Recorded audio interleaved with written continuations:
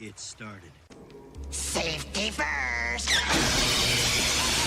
Looks like you got some kind of alternate universe in there or something. Yeah. All right, you primitive screwheads, listen up. That's never happened to me. I've been waiting for you. Dead or alive, you are coming with me. Two of you need help. Some folks have a strange idea of entertainment.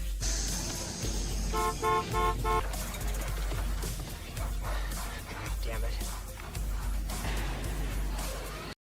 After a long day of kicking dead-eyed ass, I like to crack open a Shemp's. It's clean, crisp, refreshing, and cheap.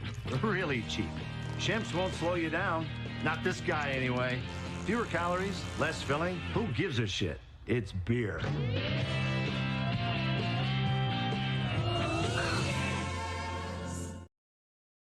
Probably not sponsored by Shemp's. Who gives a shit? It's just beer. It's beer. Yeah. Hey, it's Valentine's Day, everybody. Most of us are probably trying to drink beer at this point, if not something a little bit harder. But the only person who really likes something harder around here is our very own Kevin Smith. Thank you for hosting Deadwire Live like usual. How is business at the Glory Hole, brother? Stiff. It's been stiff. That's what you say. But solid. You know, you Dollar can't late really... and 2 inches short, right? Right. I wish I was drinking beer tonight. I mean, I wish I can't drink beer in general because, you know, gluten. But no, I'm having coffee tonight, man. Because All right. I've been Well, I'm up glad since, you made it this week. yeah, I've been up since 3. Oh, insomnia has been kicking my ass. Like I've been up at 3 most mornings. If I sleep until 5, I feel like I've scored. I've won. I'm like, hooray, I did it. Yeah. Welcome to old age now. I hates this bullshit. Like, Yep. by the time 7 o'clock comes around, I'm like, I won. I'm going to bed. Like, dude, And fucking then Wheel your of body's Fortune like- hasn't even come on yet. Like, But then that's when your body goes, that's what you think, and you just stare Yep. up at the ceiling. no, you know what I do? Actually, because of that specifically, is I put on my VR headset and do the float sessions where you just kind of like stare up in the ceiling and it like self-hypnotizes you. It's fucking awesome. Anyway, for those of you on the podcast, smoke a little something before you do that. It's a good time. It's worth your half hour, whatever it is. So, but no, what did you guys do this week? Well, I had surgery yesterday. You got your foot cut off, right? No, it's still there, and I still have all my toes. Oh, Although, yeah, I know, and On the other foot. Lose a digit. yeah, I was kind of hoping that the ones that's been giving me trouble for the last year would get hacked off, but no, it's still there. It's broken in 2 places right now, and it's been shortened, but it's still there. Ah, Um, God damn polydactyl. Yeah. But and I regret to inform you that the surgeon did not come in wearing a hockey mask or wielding a machete. Missed opportunity. Yep. Severe missed Totally. opportunity, but you know, she seemed to do a good job. I haven't taken a look at it; it's still all wrapped up and everything. So I kind of ruined Valentine's Day because I can't do shit. Stop it.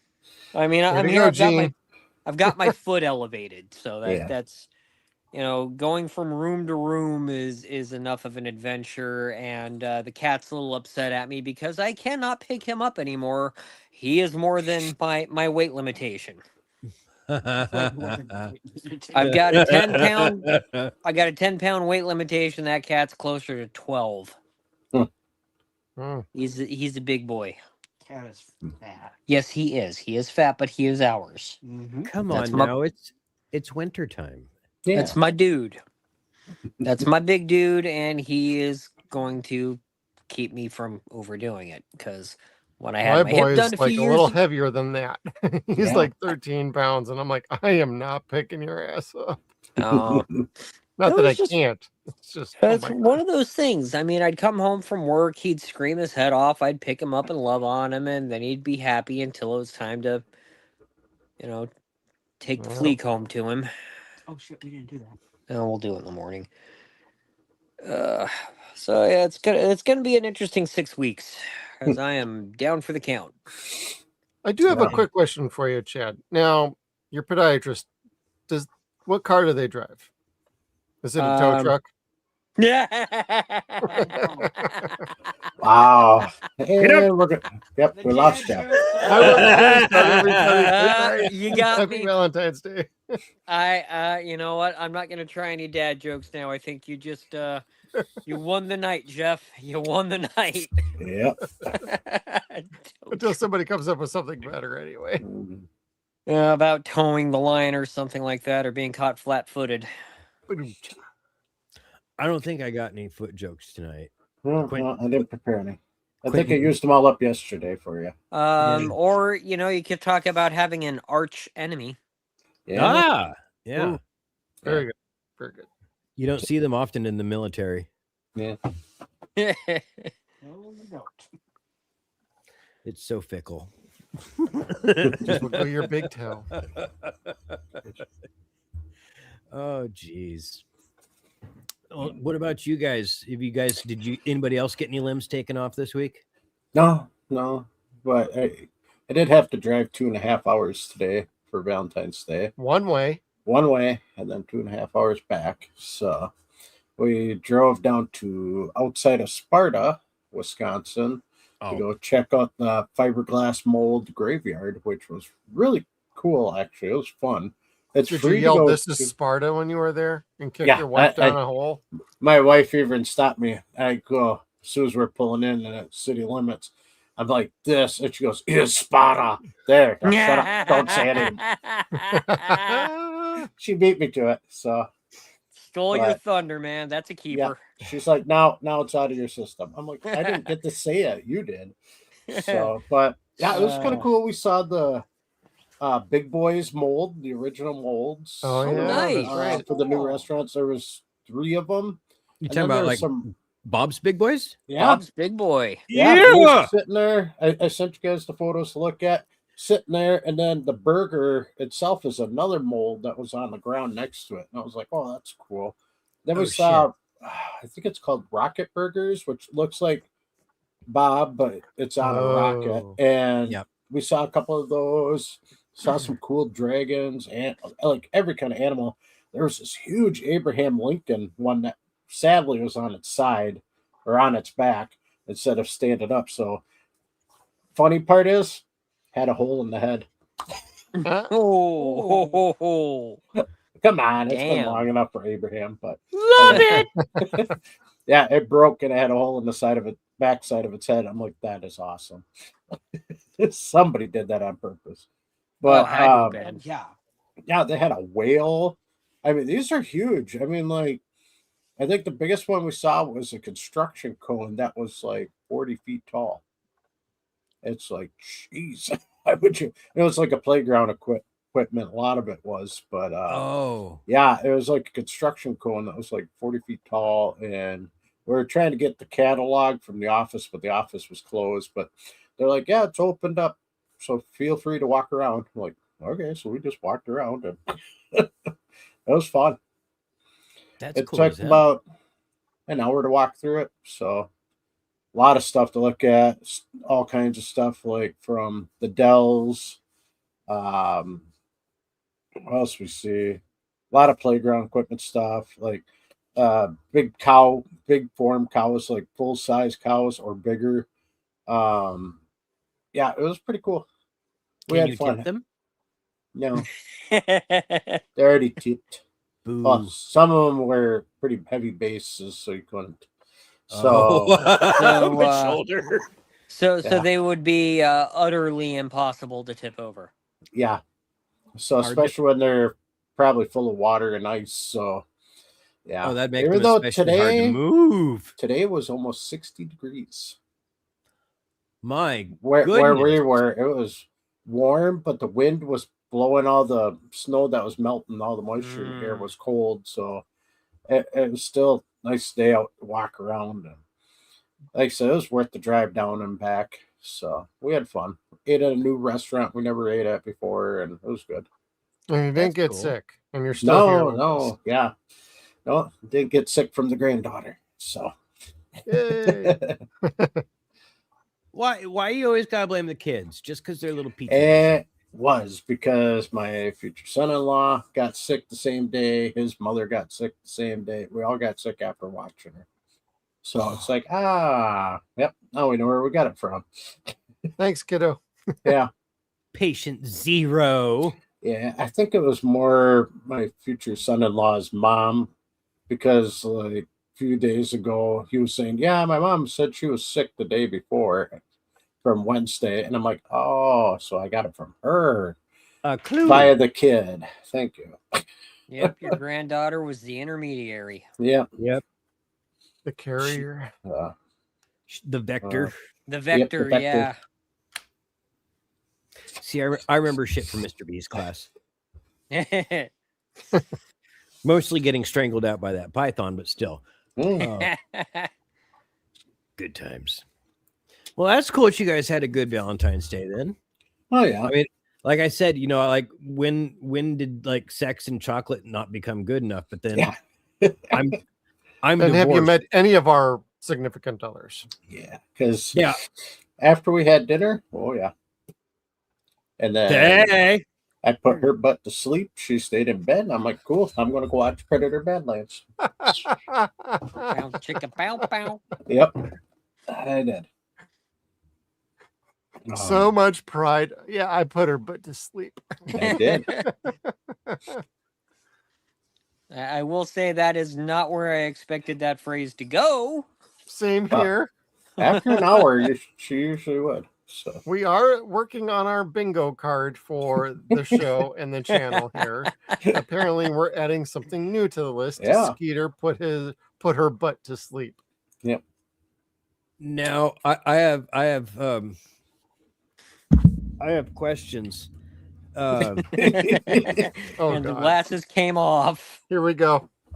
Here you go. Here's a pen. You need a paper. I feel like I'm having Kim is going to need to take notes here. Yeah. I have a The stroke. glory hole Um, does not jive yeah. with him. No. Is this like you did a really good job and it's asleep, like no blood Yes. flow circulation? Or is this like, all right, I'm done with you. Here's some paralysis in your butt cheek. Now they can't move at all. Oh, they're all SPDs. No. Or Kevin's Or- wondering how much chloroform did you have to use? Yes. Or did you say now off with you? No, Like- it was like after like an you hour. need a child. After almost an hour, yeah, she was done. Far out, man. My wife and I have a great sex life. So Thank God for the SSRIs. wow.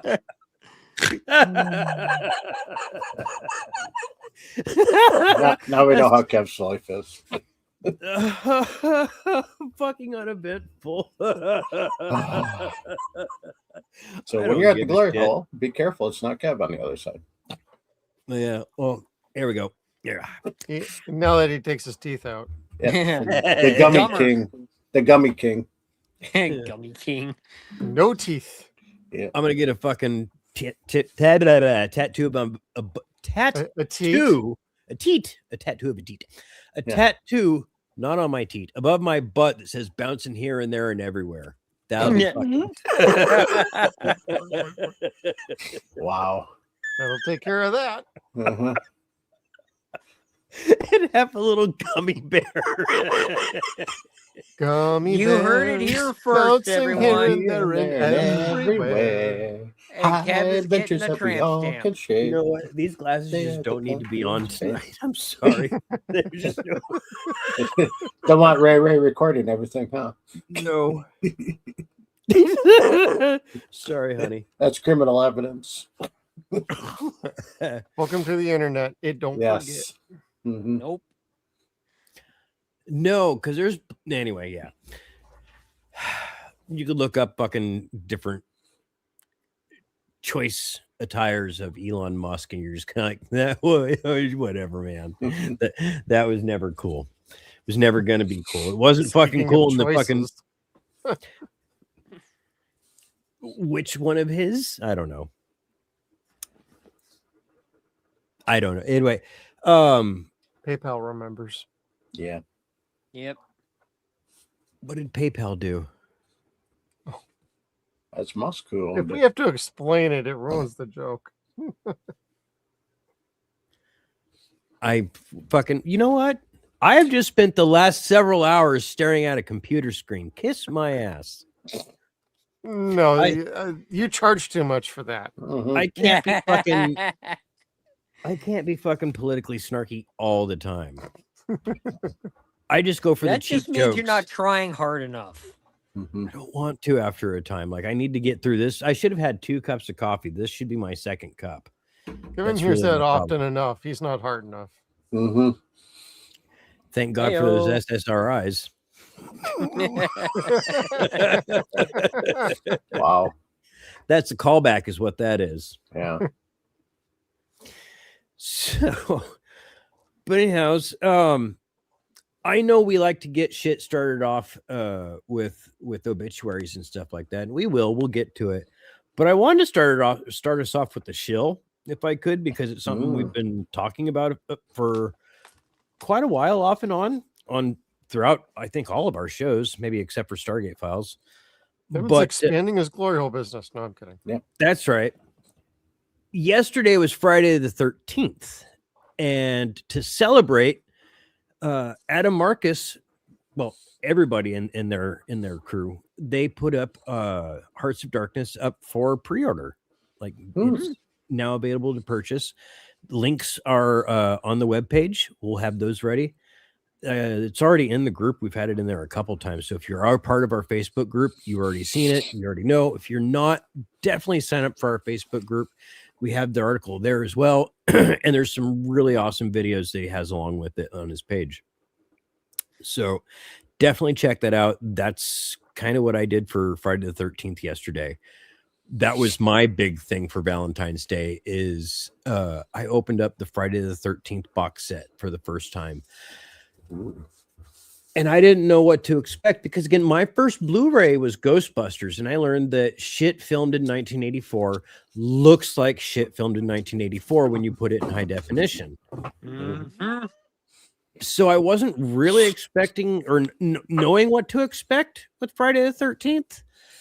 And they upped the colors a bit. It was really nice. The red, greens, and blues all looked really, really nice and vivacious. But Steve in color with you. I know. Shirtless Steve at the beginning in HD was just so fucking unnecessary because it was more 70s than anything I was prepared to see yesterday. I'm like, cutoffs. I think I see a flap from a testicle.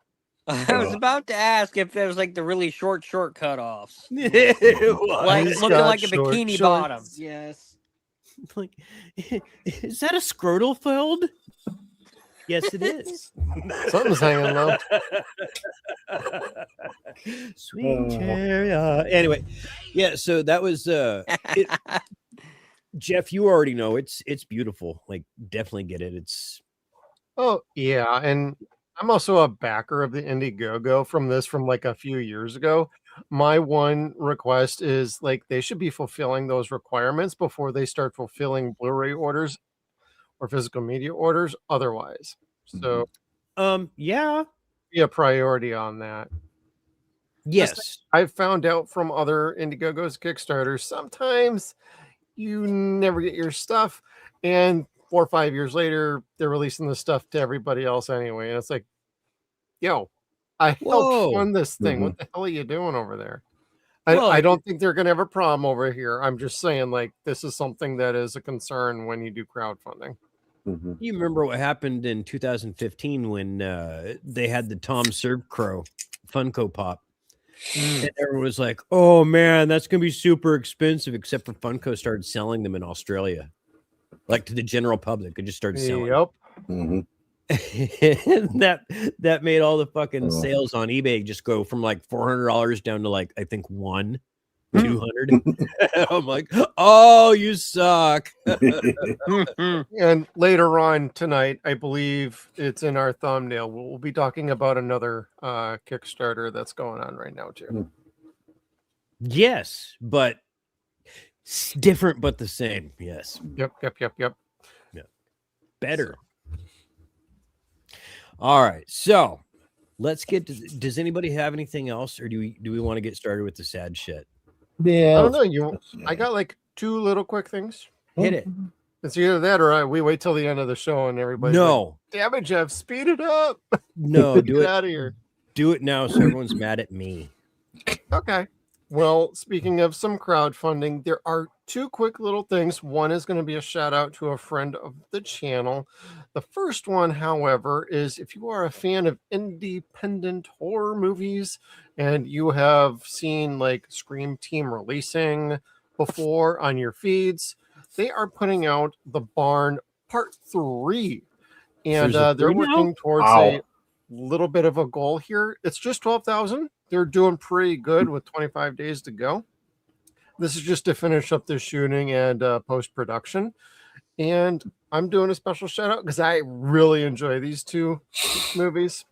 And having a third one to conclude it is important to me. And I think it's really a fun movie series. It's totally like an old Full Moon movie. But the practical effects are fantastic. And there's great cameos. Darcy the Mail Girl, Joe Bob Briggs. You got some Linnea Quigley. Yay. There's been some enjoyable cameos and fun roles, and they're fun movies. So, gonna recommend everybody go check out The Barn Part 3 for a finishing goal as they wrap up. I'm excited.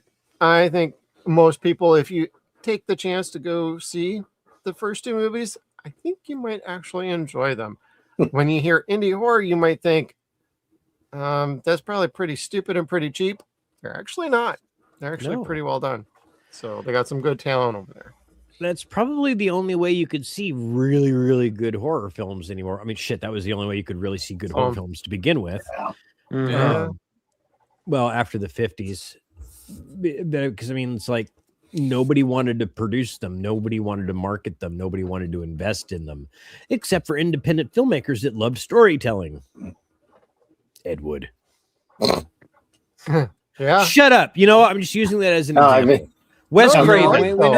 We know what you're saying. Yeah. Yeah. I was just thinking Ed Wood movies now.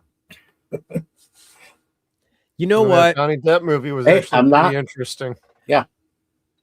We will get back to Ed Wood and Bride of the Monster in when we get back to the Kickstarter. I promise. I'm not laughing to make fun of it. I'm just laughing because I like them. I like Ed Wood movies too. Mm-hmm. I do. I genuinely like them, and Ed Wood is one of my very favorite movies. So, for those who don't know. Anyway, so on. Oh, sorry. He's got another. Reflex. My bad. One more, a special shout out to friend of our channel, Christopher Moonlight Productions. We know him from Film Thread. Very good dude. He does a lot of movie review writings, and he's working on his own little animation feature film he's been putting together. And I just want to showcase this. I recommend everybody go check out his channel. We'll include a link in our description down below at some point during the stream. But I wanted to share this and let everybody. I was going to say, I think I've seen this. It looked good. What's that? I think I've seen this. It looked good. The trailer for it? From Planet Omega 12. Yeah. So this is like some early footage that he's got going on. It's not complete yet, but looks pretty interesting to me. Let's see. It's not playing. Oh, what's going on here? You're not sharing, sweetheart. Yeah. It was. Yeah, it was. Technology. Okay, there we go. There Jeez you go. Louise. Ooh, pretty. Yeah, it looked good. Yeah, this is what There we I've go. seen.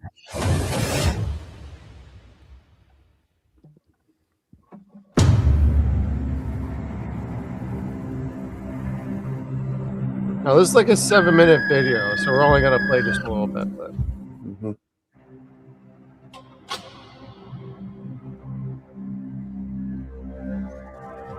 Pretty.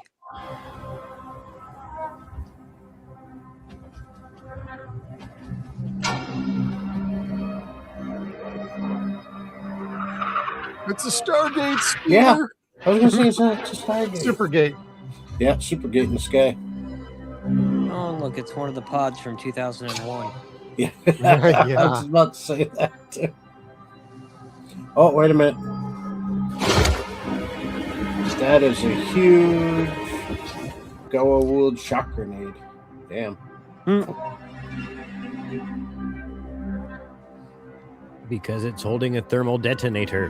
Mhm. Give it low.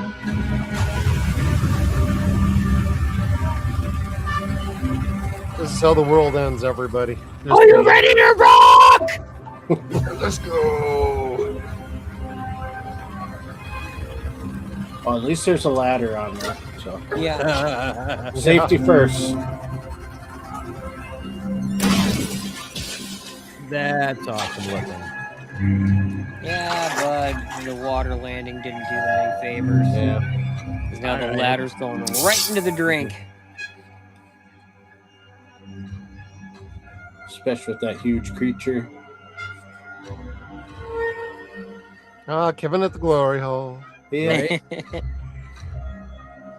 Not with that creature. Oh, it's Eve from Wally. Looks like a light bulb. Mm-hmm. Neat.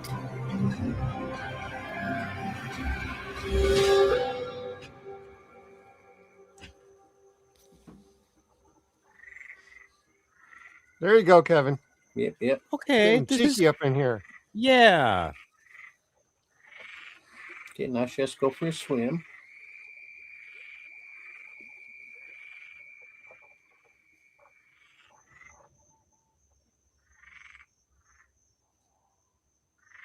Hi. Hello. Ken has food. Is food. Yeah,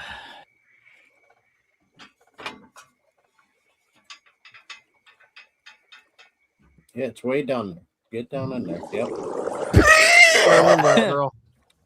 I'm stuck. Yeah. Get stuck.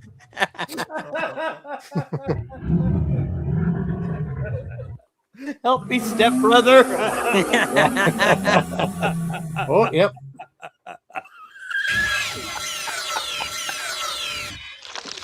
Neat. Nice. Phallic. Yeah. Splash. I didn't see all of this. I only saw that beginning part. I guess we're playing a little bit of this. That's all right. Yeah, it looks like it's gone right into storyboards now. Bird mode. Yeah. That's okay. Hey, you know, storyboarding is an art. Mm-hmm. Yes. I couldn't do this. I'm telling you straight right now. There ain't no freaking way I could do something like this. I don't have the patience for it. Well, I mean, it's kind of unconscious. Why is she stripping him down? Oh, to get the sword. Okay. Yeah, like not for any, Mm-hmm. This isn't, American Horror Story. Well, Stargate in the distance. She could get out. Yep. So. Fire. I've woken up that way sometimes. So we'll cap that off right there. Yeah. But let's see. Kind of zoom along. He's definitely got some ideas going on here. I like the alien nature of this, and I think his designs are really good. So I'm looking forward to checking out a friend's animation project and movies. So I think it's going to be pretty fun. So everybody, I would recommend going checking out Christopher Moonlight Productions. and give him a follow, and let's see if we can help him along when or if he should need any future assistance, or even giving it a watch. Yeah, because that was really pretty. That was fun. Yeah.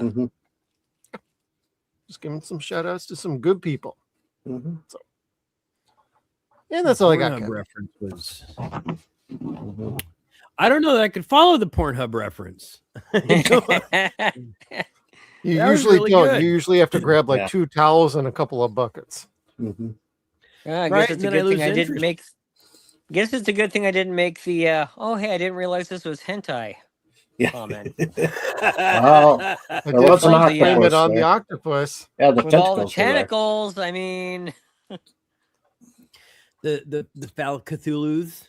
Phallic Cthulhu's. Nice. Remind us to Wow. patent that name. Oh no, not Bud.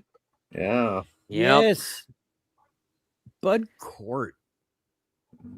Wow. Like, this is somebody that you don't always think of him, but you notice him all the time without noticing it.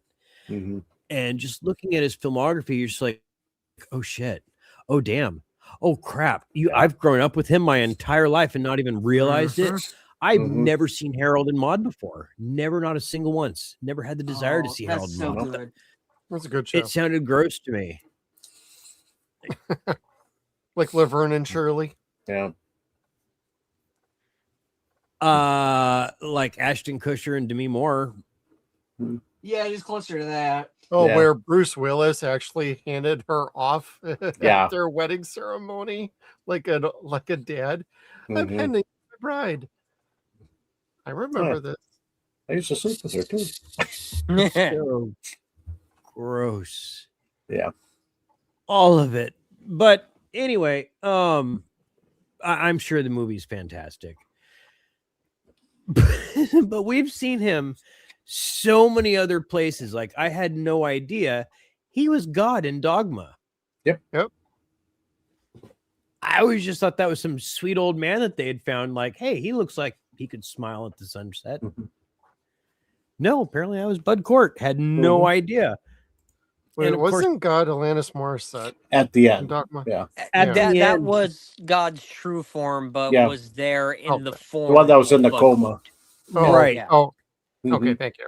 right, because that as long as that body was alive, God was stuck Yeah. and couldn't Yeah. stop Bartleby and Loki. Mm-hmm. Seen that movie way too many times. Same. It's been a long Nothing time. wrong with that. Nope. I likes what I likes. Hey, that's my favorite of Kevin Smith's movies. So Yeah. Me too. Josiah Wormwood. The Toy Man. Kevin's a mall rat guy. I am. Mhm, I am. love Mallrats too. I'm a fan of Cockknocker. Yes, dude. Fucking don't fuck with the Jedi Master, son. So I Dude, can tell you Cockknocker. Well, it's a funny story. Dude, I straight up had an asthma attack in the middle of the movie theater in that scene, dude. It was great. All right. So anyway, yeah, Bud Cort, he's been everywhere. We've seen him in so many things growing up in the last, God, what, 50, 60 years? Mhm. And it's hard to say too. But these have been my favorite, the animated works that he did, because I love the Timverse in general. But Toyman was always very scary as one of the characters. Toyman was creepy as fuck. Mhm. Yeah. Yeah. I and mean, I always remember Toyman as that jester-looking dude from the Super Friends, and Oh, to yeah. see him as this like unassuming little guy with a doll Yes. face, Mhm. yeah. and just Creepy. the inflections that Bud Cort gave him. Oh my god, it made your skin crawl almost. It was just that visceral. Mm-hmm. Yeah. I mean, And- he was good. Mm-hmm. Yeah. They got the best people that there could possibly be. Andrea Romano was just Oh, and she had a gift. She had a she gift. totally did. And it was every show that she was voice director on. She was able to get the best people. Yes. Mm-hmm. And golly, you know, I know that they wanted Tim Curry as Joker, but I'm glad that they chose against that. And I am too, and I like Tim Curry. They had actually done a full episode, Christmas with the Joker. Yep. They had to basically dub over Tim Curry with Mark Hamill. I don't know why it didn't work out for them, but I think in the long run we all came out winners on that. What it was is he was already voicing Captain Hook on Fox's Peter Pan's Oh, that's right. Yeah. Peter Pan and the Neverland Pirates. Yeah, Which I is- thought that had ended at that point though, when Batman came on. Or is about to.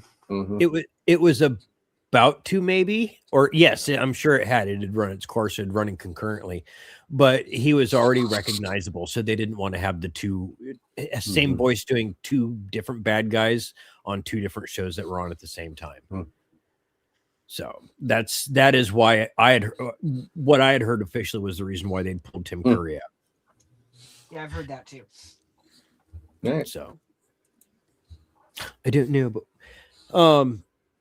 yeah. Anyways, I'm truly sorry for Bud's fans, his friends, his family. Yeah. He was fantastic. And then one that everybody's been knowing is on the horizon. James Vanderbeek passed away this week, and it stinks, even though you know it's coming and you know the final days are approaching. Even if you know it's the final day, Oh, that makes it harder. Yeah. Just from my own recent experience, seeing it coming makes it that much harder. yeah. And they did. His family and friends, like Alfonso Ribeiro, took a picture of the two of them just kind of headbutting on the side of a pillow, and you're just kind of like, I'm gonna cry now. Like John Wesley Shipp, who played his dad on Dawson's Creek for years. I never watched that show. I have testicles, but agreed. Well, at least but you we did all back knew then. it. We knew what the show was. Yeah, we knew Yeah. of the show. We knew who he was. He's been in God knows how many memes because of that show. he's been on Jay and Silent Bob movies. Strikes like Back. movie. two of them. They're stunt doubles. Well, like I said the other day, or when he'd passed, he was one of the first people that I could think of on a movie that was like shaming the use of the word gay as a slur. Like, that's gay. He's making fun of Jason Biggs. What is it with you saying gay? Like, that monkey, that's gay. That's gay. What the hell did the monkey do that was just gay? Like, it didn't do anything that was homosexual. But anyway, so like he was one of the first people that went up on a movie and did that. And I don't know, maybe because it was him, it made it really credible. And everyone's like, yeah, that's true. That does sound stupid, doesn't it? Plus, he made fun of himself for playing in Dawson's Creek too. Yes. Like other shows and movies. Well, Scary Movie. Yeah. Scary Movie is a good example of that. He made fun of himself. It's like, whoops, wrong window. So I mean, he was just always cool. Like any time he was on an interview, like people were just happy to be with him. And his friends that are leaving just the kindest eulogies are some of the people that you loved the most from your childhood as well. So, golly, I haven't seen Hollywood this kind of like messed up for a star. For as many different stars, like TV stars. We're going to relate this down to TV. The last time I saw this happen was for movies when Patrick Swayze passed away, and then like so many different random types of like great stars were like, you know what? He was a beautiful, kind soul, and nothing bad ever came out about him. Ever. Like the closest you'll ever hear about anything bad to Patrick Swayze or about Patrick Swayze was the role that he played in fucking Donnie Darko. That's it. Yep. Yeah. Like or Ghost. Even then, like he was just a great dude. He was a great actor, always played a good guy. Even in fucking Point Break, he was still the good guy. Yeah. Dirty Dancing. You rooted for Bodie. Yeah. Even as a singer, Dawn, he was a great singer too. Roadhouse. Yeah. Oh my God. No man wants to fucking admit to that, but Hungry She Eyes is the wind. No, She is the Wind is the one he's saying. Yeah, that's the one he did. And it is a that's great right. song. I throw it in at weddings during dinner music and that. I'll throw that in, and so many people go, I always love this song. Who sang it? And I'm like, Patrick Swayze. Yeah. I know it's in the Patrick Swayze movie Dirty Dancing. I'm like, no, That's right. Patrick sang it. He Swayze. sang it. Yeah, he's saying that. And they're like, I never do that. Yeah, I know. You should have done trivia and been like, you lose. Yeah. Sorry. Bitches. Yep. That and Greatest American Hero. I love playing that on there too. Oh, The theme song yeah. from that. God. I know who Gen Xers are when they come up. What show is this on? What show was this on? You know, the guy with the red suit. I'm like, Greatest American Hero. They're like, yeah, that's a thing. You're like, What show is this on? Sit down. yeah, That Poster. loses you some Gen X cred. yeah. Not knowing the name. What was your brother's name? Did you get to watch this with your older siblings? Did you see reruns? Mhm. Did your babysitter have it on DVD? Did you? VHS. Yeah, right. Yeah, back then. Oh man. And then after Yeah. he'd passed, his family raised over $1 million. Like very, very quickly. Within like what 24 hours, I Yeah. think. Something like that. To help with his funerary costs and his end of days costs with hospice. So that was all very, very touching to see his fan community giving back a bit of what he'd given them, or at least giving back to his family what he'd given them. And that's very, very heartwarming to me. Mhm. And apparently I put that in there twice. No. All right. So not dead, not quite, but Yet. But working on it. Mostly Yeah. dead. Yeah, mostly dead. Yeah. Oh yeah, yeah. Oh, fuck him. Oh man. Simmons. Gene Simmons again opened his mouth. Is it Tuesday already? Yeah. Christ. That's a day ending in Y, Jeff. Yeah. Just ask Shannon about that. No. The herpy queen. I mean, Shannon Tweed. Yeah. Don't any of you tell me you didn't enjoy Shannon Tweed from the 90s. Come Oh, on. yeah. A lot of soft Don't porn. you be Yeah. lying Yep. to me right now. I True. call all your bullshits True. on that. No, I'm not gonna say Not that denying I it. didn't. But you did get You around. can't plead the fifth on this show. It don't fly like Nope. that. This is Dead Wire Live. It's not a court of law, and we Well, know drink you're a fucking fifth. lying to us. We won't plead it though. Kevin's like, how do I skirt around this one? Yeah, I don't know her. Yeah. You know the sister. Nope. Mm-hmm. So, Mm-mm.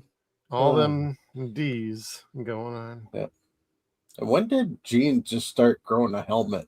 It's not even hair. It's just like a helmet on his Been head. like that for a while. That's been a long What I kind of know. haircut is this? Yeah, I it's mean, been like it's just that a like, while. why? Why is it a helmet? Could be anything but Earplugs? that. Yeah, No, I think he's trying to hide the balding. probably. That's what I I'm don't saying, know hair who she plugs. is. Or is it a wig? I'm thinking it's a wig. Yes. He's too vain for a wig. Hmm. True. It's the hair he grew on his ass. Yeah, what I'm doing saying.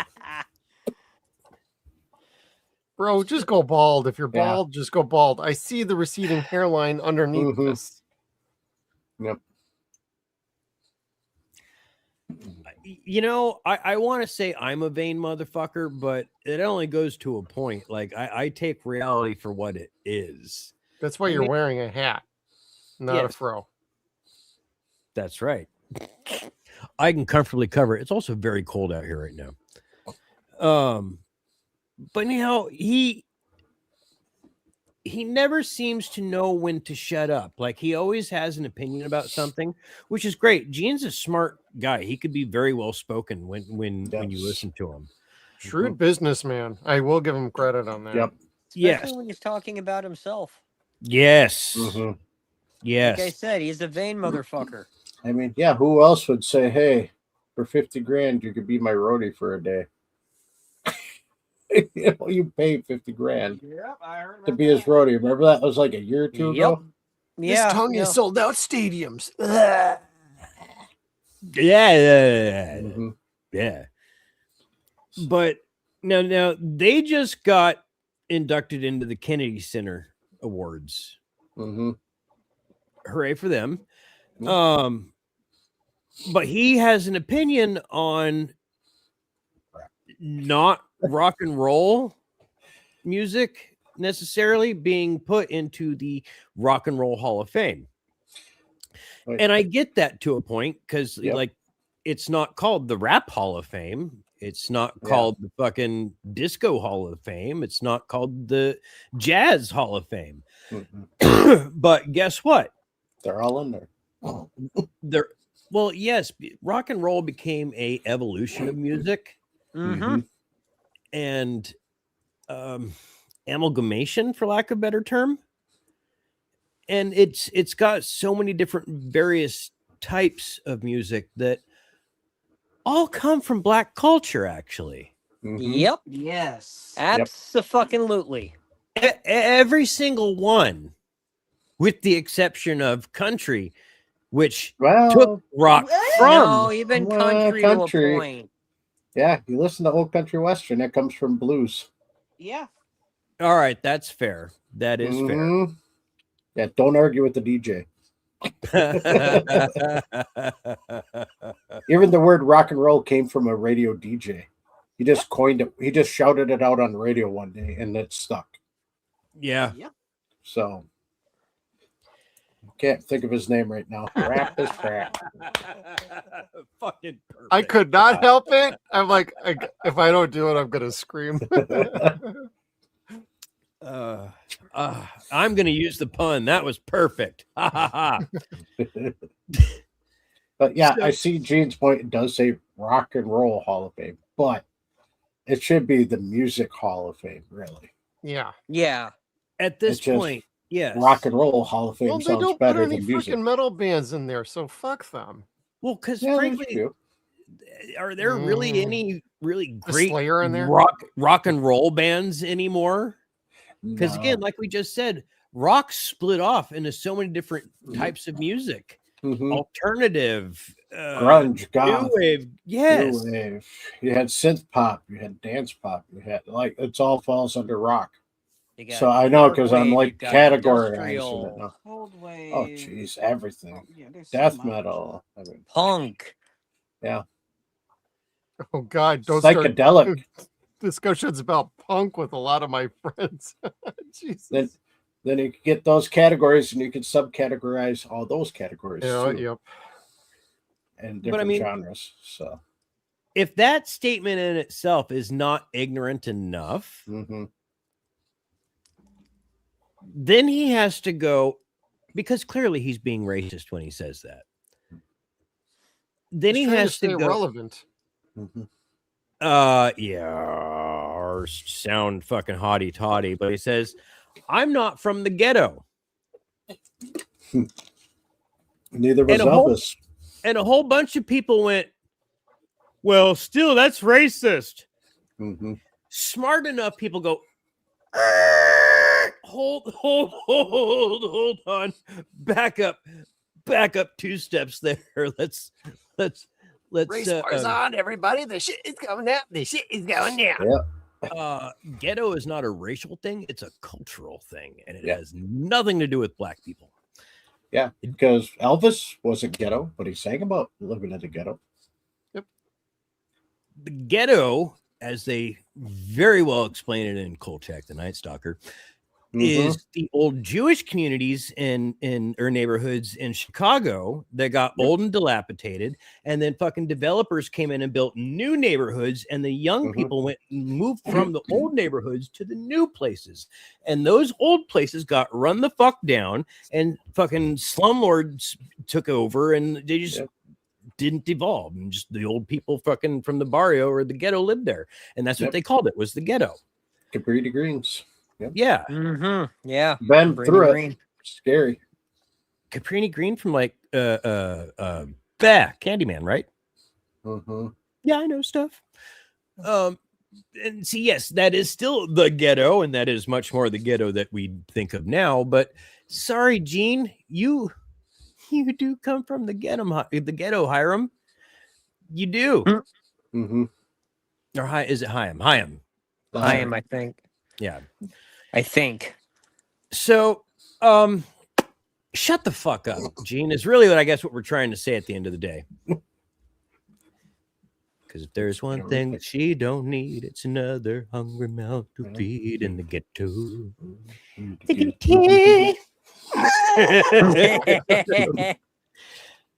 So, anyways, happy news. Yes. We promised we'd talk about a Kickstarter, and we talked about it last week. We talked about it the week before. We're going to talk about it next week, I'm sure. News came out this week for RiffTrax' new Kickstarter, which is going to be the MST3. I'm sorry, it's going to be MST3K 3000. I said that was really redundant. Mystery Science Theater 3000. Shut the fuck up. I didn't say nothing. No, we didn't have to. I could feel your lip quivering from across the internet, like where your fucking nose is like trying not to laugh, and you're holding the snarl, like, oh shit, he's dumb. So anyway, yes, the new announcement for the Kickstarter is also returning, aside from Mike Nelson, Bill Corbett, Kevin Murphy, Mary Jo Peele, and of course crew members as like Bees McKeever, Jeff Maynard. Also in the last episode, because there's gonna be 4 episodes, in the last one returning will be the original Mads. Well, one of the original Mads and the first Banana. That makes sense. Trace Beaulieu and Frank Conniff, TV's Frank and Dr. Forrester. I am so fucking excited to say the Mads are back. The Mads are truly back on Mystery Science Theater, not just on the Mads are back programs that we do on Dumb Industries. I cannot express how long I've wanted to see this. And then Trace is back as art director.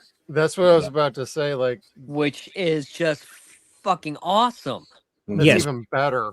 Because Trace, everyone thinks it was Joel. Trace built the SOL. Yep. All of it. There are pictures. I have the largest collection in the world of behind the scenes images of Mystery Science Theater 3000. No one has more pictures than me. You could take that shit to the fucking bank. I have pictures of fucking Trace in fucking booty shorts building the wood sets to the SOL. I know why you got. You got blackmail on him. God, that's right, motherfucker. I don't. I mean, you mean spank material? The No. Spank Bank. Yeah. Kevin Spank Bank. Yep. No. Like, You're there talking are about people booty shorts. I'm just saying. I mean, you didn't have to go there. I didn't wear them. I didn't fucking name them that. You noticed them though, Yeah. and you had to point it out. You have pictures of them. It's just like in San Francisco International, where they're trying to like rebuild the fucking Deep 13, and they're all topless and shit. Just go to Hayden Ashbury.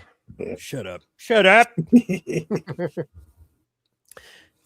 yes, if you haven't pitched in on this Kickstarter yet, go to rifftrax.com and click on the top link that they have for the Kickstarter. It is the RiffTrax experiments. Please pitch in, because this is it's gonna help make these 4 experiments. They haven't said, but maybe if there's enough, cashola left over, maybe they do 5 experiments. We don't know. I mean, it has been so far extremely successful. Yeah, 1.9, Yes. almost 1.9 right now. So. Yeah, it's Yep. coming up on $2 million. With 29 days left to go. Like, Yeah, Mhm. just this shy is of a insane, month. man. Yeah. Like I'm definitely like foregoing my birthday present this year and being like, I'm just blowing it all on riff tracks. Fuck it. And I backed it. I Yeah. did. Because I love the riff tracks team. I always have. I mean, I got started in people. season 6. Yes. And I just kind of grew with them. I didn't know about Joel until I was in my fucking 20s, I don't think.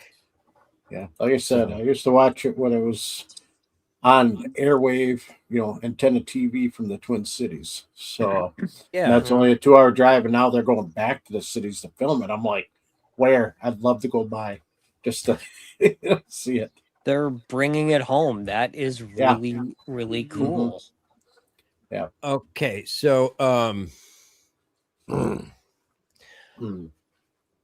where Think will first. it's not a matter of thinking, it's what can I say? Okay. They're not going to be getting started for a little while, but yes, things are going to be getting done in the Twin Cities again. It's going to be very cheaply done the way it always was, because that's where everyone lives. Everyone moved back home. Like Frank just moved back from New York to Minnesota. Fairly recently. Yeah, and Mary Jo's there, and she's been doing her thing with her comedy and well, not just her comedy in the garage. She's been doing it like all over the state. She's been doing all over.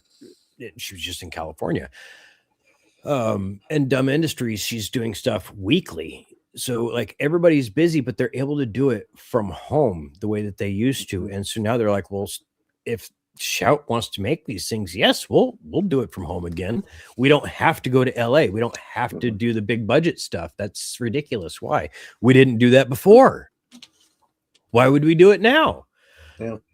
And I like their reasoning. If we make something for nothing and make a ton of money from it, hooray, we won. Yeah. Like that's a great idea, as opposed to if we spend a lot of money on something and make a little bit on it, that's not too bad. The right people got it and they liked it. And that was true. They did. And that's not to belittle what happened with seasons 11 through 13. But this is going to be more what most people were used to and I think wanting at the time. I don't know. And I'm excited for it. It's going to be made in people's garages. It's going to be made in people's sheds. And I've already joked about that, where I said, I bet you anything Trace still has the blueprints for the original SOL set that they made back in 88? Yeah. Yeah. Somewhere in his garage, in between the old fucking extra DVDs that he has of the Frank and boxes of Hamdingers. Because there are multiple copies of the Frank somewhere that have not been sold but are not accounted for. They're somewhere in Trace's magical garage, which is like Narnia of storage. So yeah. But anyways, I'm super excited about that. Yeah, same. I could tell you guys, and just don't let anybody else know. I got to talk to Mary Jo Peel this morning, and she would like to still do an interview with us on the show. And Nice. I told her we would be totally awesome for that. Hell yeah. We are gonna. I did tell her that this interview is going to be about seasons 6. No, gosh, it would have been Sci-Fi Channel era. Oh, did we say just Sci-Fi Channel era? Or did we do the early Pearl? All right, Sci-Fi Channel era. That's fine. We'll evaluate. We're Yeah. still figuring all this out, But I may ask a question or two off camera. which is fine. Yeah. About the new seasons or the new episodes. Because I gotta know. And that's part of my charm, is I always ask. Like, I'm gonna ask anyway. Oh. It always works out well for me. Mhm. I guess I'm charming at the time. Stupid the rest, I guess. but charming at the time. Yeah, Mm. stupid checks, but yeah. Aren't we all right. though? Yeah.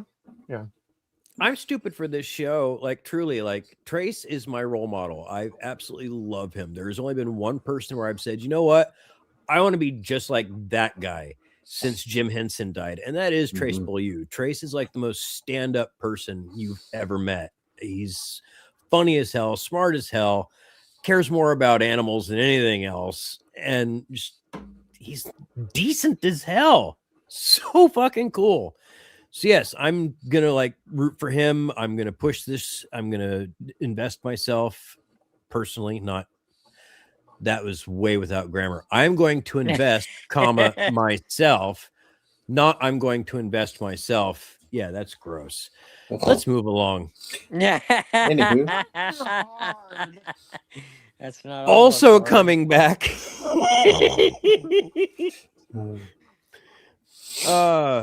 The O'Connells are ready to Yay. film The Mummy 4. And Yep. it's looking like it will be coming out in what, summer of 2027? 2028. 28. 2028. Jeez. 2 years yet. It I mean, seems is like it- a long time. Is it Yeah. even in pre-production yet? Do they have a script? Have Yeah. they, other than getting, everybody back? Do they have anything like nailed down? They Mm. do have an initial script. It is going through revisions right now because they're taking Brendan and Rachel's ideas to heart about their characters and where they should be going. So they are making some tweaks right now. That's cool. And I hope they're having that meeting together, not Yeah. separately. Like, so it's a team building project, not a vanity project. Sorry. Well, you know, Brendan wouldn't freaking come back to this No. unless it was damned. He does not need the mummy. No. God, I love puns. He doesn't need the money. I mean, mummy. Sorry. I'm No, you're not. excited. I like did- him just fine. I think Yeah. it'll be fun. hated the first one when I saw it in the theater. Like, I was offended. Like, this is not scary. This is stupid. It's not gross. It's stupid. This is not going to bring back the scary movie era. This is stupid. I hate horror films now. It wasn't a horror film, though.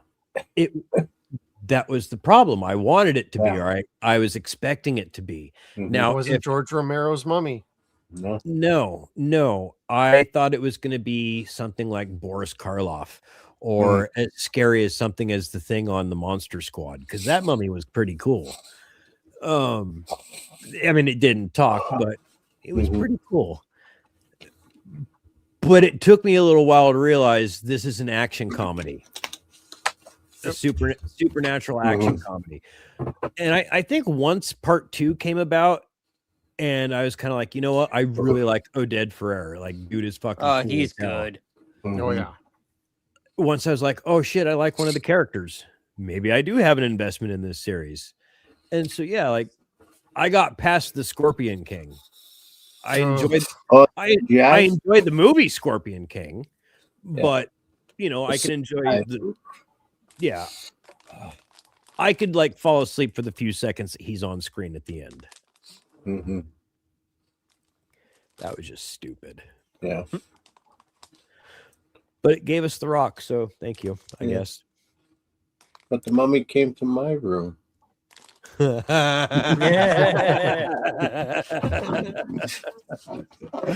Oh God! Oh, who was that played the dad? I fucking love that Oh, guy. Ooh. Now go to sleep. I love Monster Squad. I made all my kids watch it. They love it. So that's the guy. We haven't done that on our show, have we? Oh, No, yes, we haven't.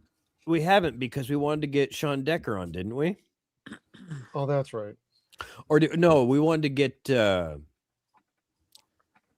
it might have been Sean or one of the kids because it was during the time when they were doing the documentary. Yep. or after the fact. Anyway, yeah. Wolfman We will. got nards. Wolfman got nerds. Yep. Yeah. All my I didn't- kids say that. I didn't like that movie for a long time. I did when I first saw it, but then one of those movies that we owned on VHS where my brother liked it and it was play, rewind, play, rewind, play, rewind. And eventually I got to the point where it's like, okay, I've seen Nightmare on Elm Street now. Nobody dies in this shit. There are no actual titties in this shit. But like she said, it didn't count with me. Steve didn't count. Steve.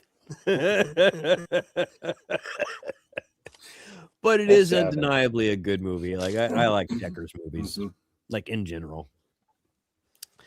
So, but anyway, a new Stephen King movie coming out. Great. I heard about this. Mm-hmm. They are going. They are going to remake Stephen King's. Why The are we Mist. doing this? Oh my god. Why? It Because hasn't been that long since the last one came out. I know. the TV series, yeah, 2017. Because of what is being said in the news, I think is why they're hitting to this again about interdimensional beings.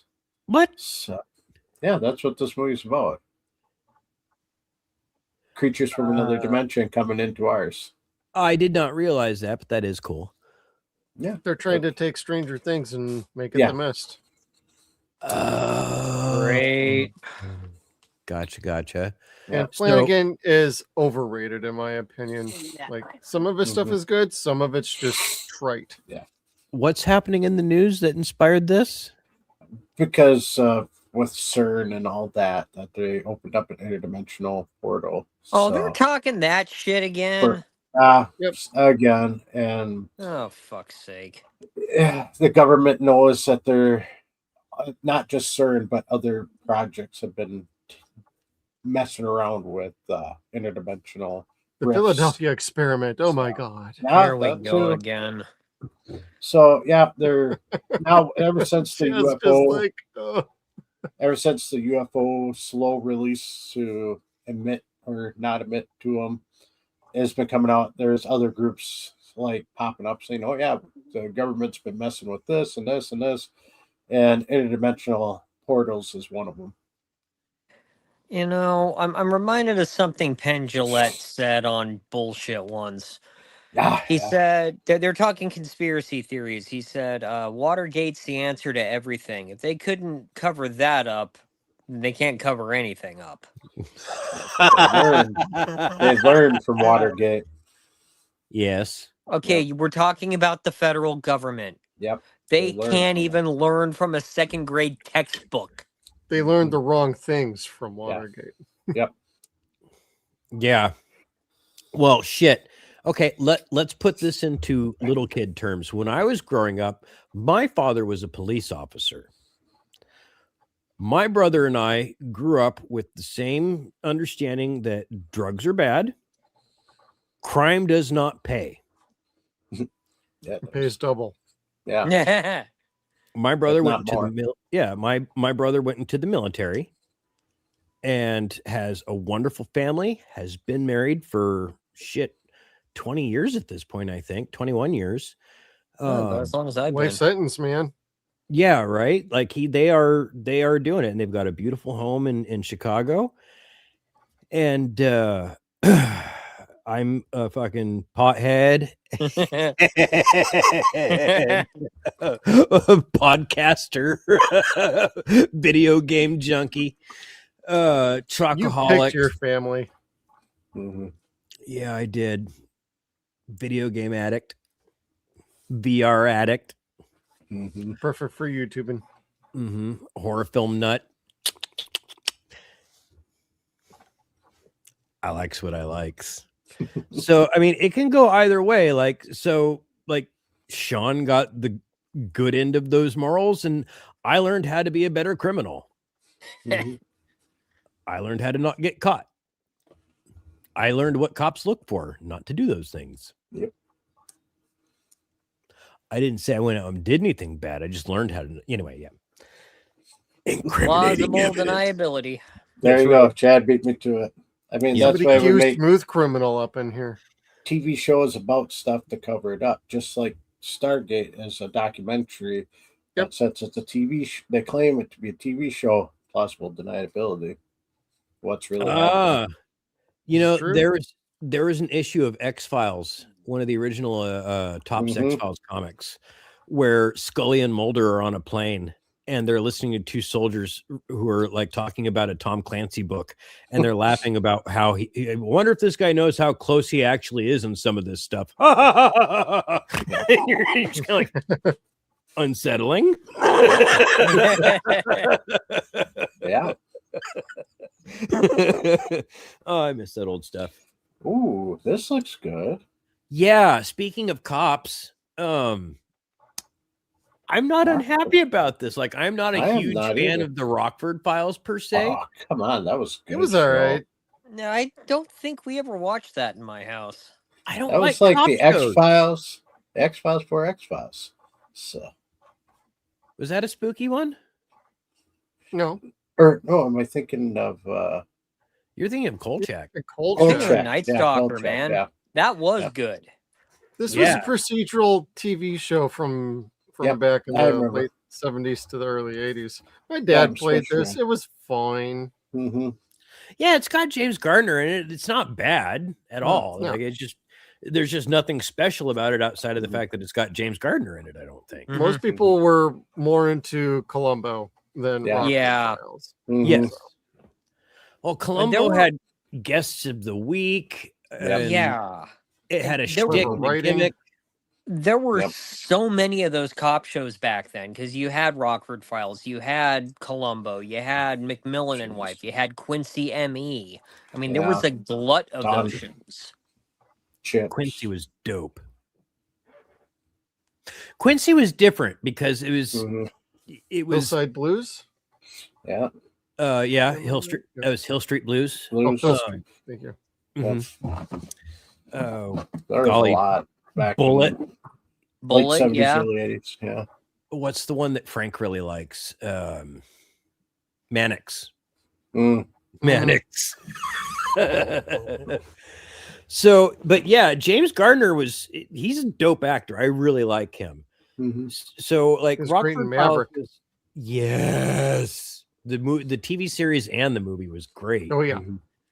But I prefer him in the movie. Like, he shat on his character so well. He did. It was so funny. But played that character very well at the same time. Mm-hmm. Because it was very much that same character, just gotten old and a dad now. But anyway, so David Boreanaz coming in and playing that character, I'm just kind of like, ooh, that could be good. That's really smart, because you know what? No one's going to fucking care about another cop show. No one's going to give a fuck about the Rockford Files. But if you get David Boreanaz to play the Rockford Files character, you're just kind of like, oh. David Boreanaz is James Gardner as whatever Rockford Files. I'm guessing someone at CBS is a Misty. They're like, I've got an idea. Well, he did Bones for a long time. Yeah. I know everybody really knows him from like Angel and Buffy, but Yeah, he's a good TV actor, and I Mhm. could see this actually having an honest chance at being somewhat decent. I And loved he him voiced- on Bones. He's fucking funny. And he voiced Hal Jordan in Justice League New Frontier. Yep. Very good. Yep. Yep. There's a great episode of the Family Guy where they're going to the North Pole. And they're dog sledding to the North Pole. And they go, hey, Stewie, or hey, Brian, look, it's the Aurora Borealis, and it shows the Northern Lights up in the sky. And David's face is, and it goes, hi, guys, and just winks and smiles. Oh, jeez. Okay, that's pretty funny. Yeah, I remember that one. Stupid, and I almost peed.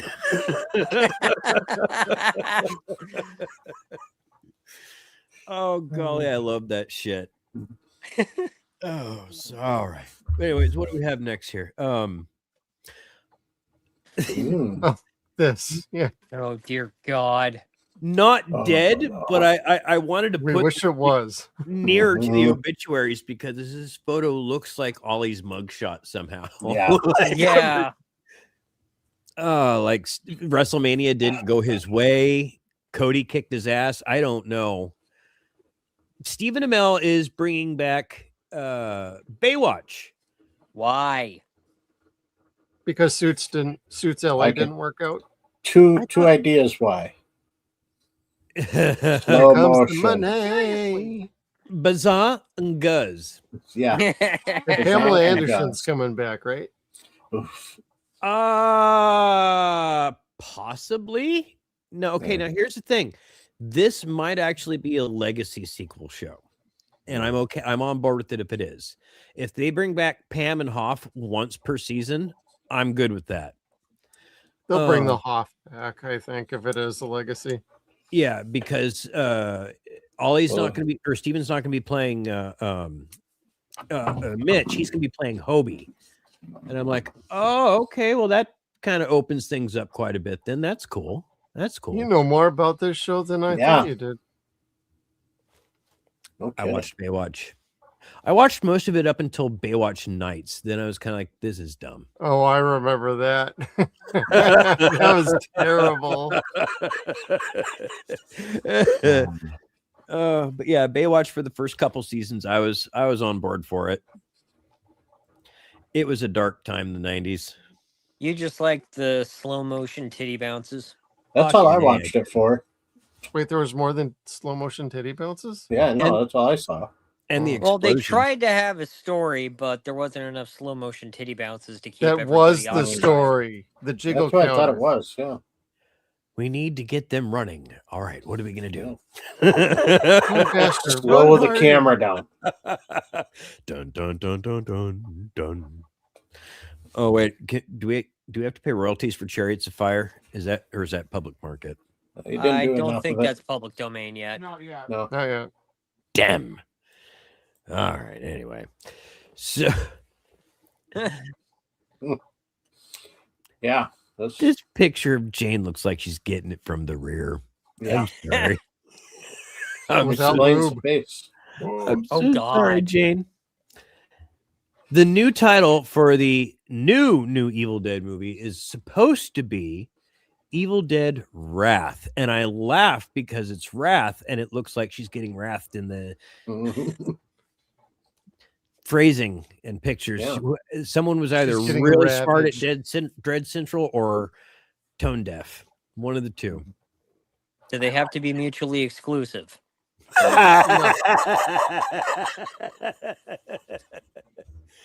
I don't know. I'm pretty good for it. I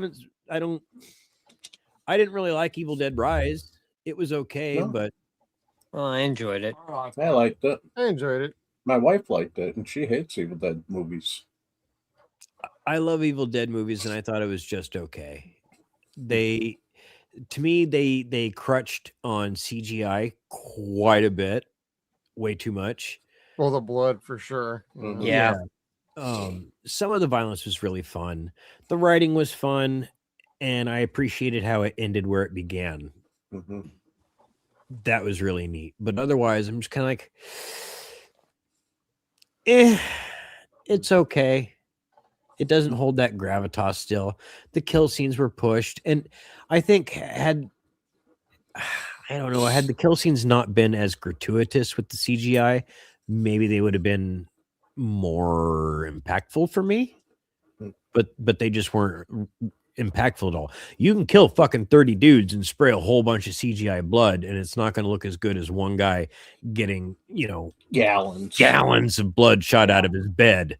Sorry, Johnny. Bruce. Yeah. I'm sorry. That is the way it works. You got to drown your main character in real blood. Well, I think what will end up happening is we'll see how Evil Dead Burns goes this year. Now, if that one doesn't carry forward at least a strong enough story and tie into Evil Dead Rise, then I'm going to be questioning what the hell are we doing with these movies? Yeah. They're supposed to be kind of standalone, but they're all supposed to tie together a little bit, and they're all supposed to culminate. I don't know if Wrath is that culmination or if it's the one that's supposed to come after that. And if they're doing a culmination, what are we doing here? If you're not going to involve Ash versus Evil Dead with Ray and Dana and bring back Bruce one more time, get the fuck out of here with this stupid shit. Yeah. Like, you're building towards something. If you're not building towards something like that with everybody involved, I mean, I'll watch these, but I'm not going to be happy about how they're going. I don't mean to be the continuity police, but they should really bring in Pablo, Kelly, and Brandy. Ash doesn't need to be there until the end. Yeah. I don't want her there, but she needs to be there. Get your pop. I got my Funko Pop of Ray and Dana. So nice. That's cool. That is very got them cool. cheap. I ripped them out of the box because they were pre-used. I just wanted these because I want them on display, so I got rid of the boxes. Nice. I need to order that set on eBay. Get them pre-owned. Yep. Yeah, $2 buy. Yeah, goes out of a box. Nice. Very nice. Okay. Oh, this hurts. Oh, I know. I read it. I was so sad. Now, there's a couple things to point out in this story. The first, of course, is the fact that it's a moment of loss. Let's take a moment for this. We have been waiting since 1988, 1989 for the return of Judith Hoag as April O'Neil, and we've never, not a single once, gotten that. No. The closest we've come is her spearheading the 30th anniversary reunion on not WebEx, like WebEx. No, it was what the fuck? Day, Junior. Shut the fuck up.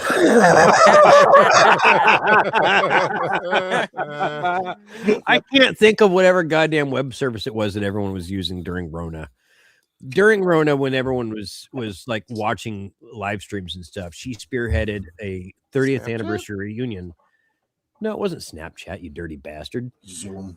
Yes. Where Thank did you. you get WebEx from Zoom? Yeah. WebEx was the first.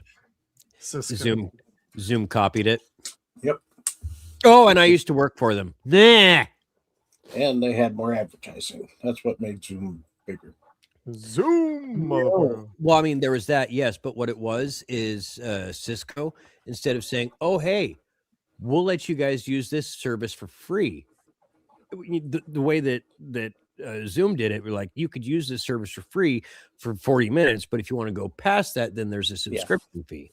WebEx was just like, there is a hard ass subscription fee, and this is what it is. Yep. And didn't budge. Advertising. But WebEx was cool. I enjoyed being a producer for them. Yes, I agree. Paramount does deserve to lose WB because of that. Yep. Yeah, I'm definitely Bastards. with Joe on that one.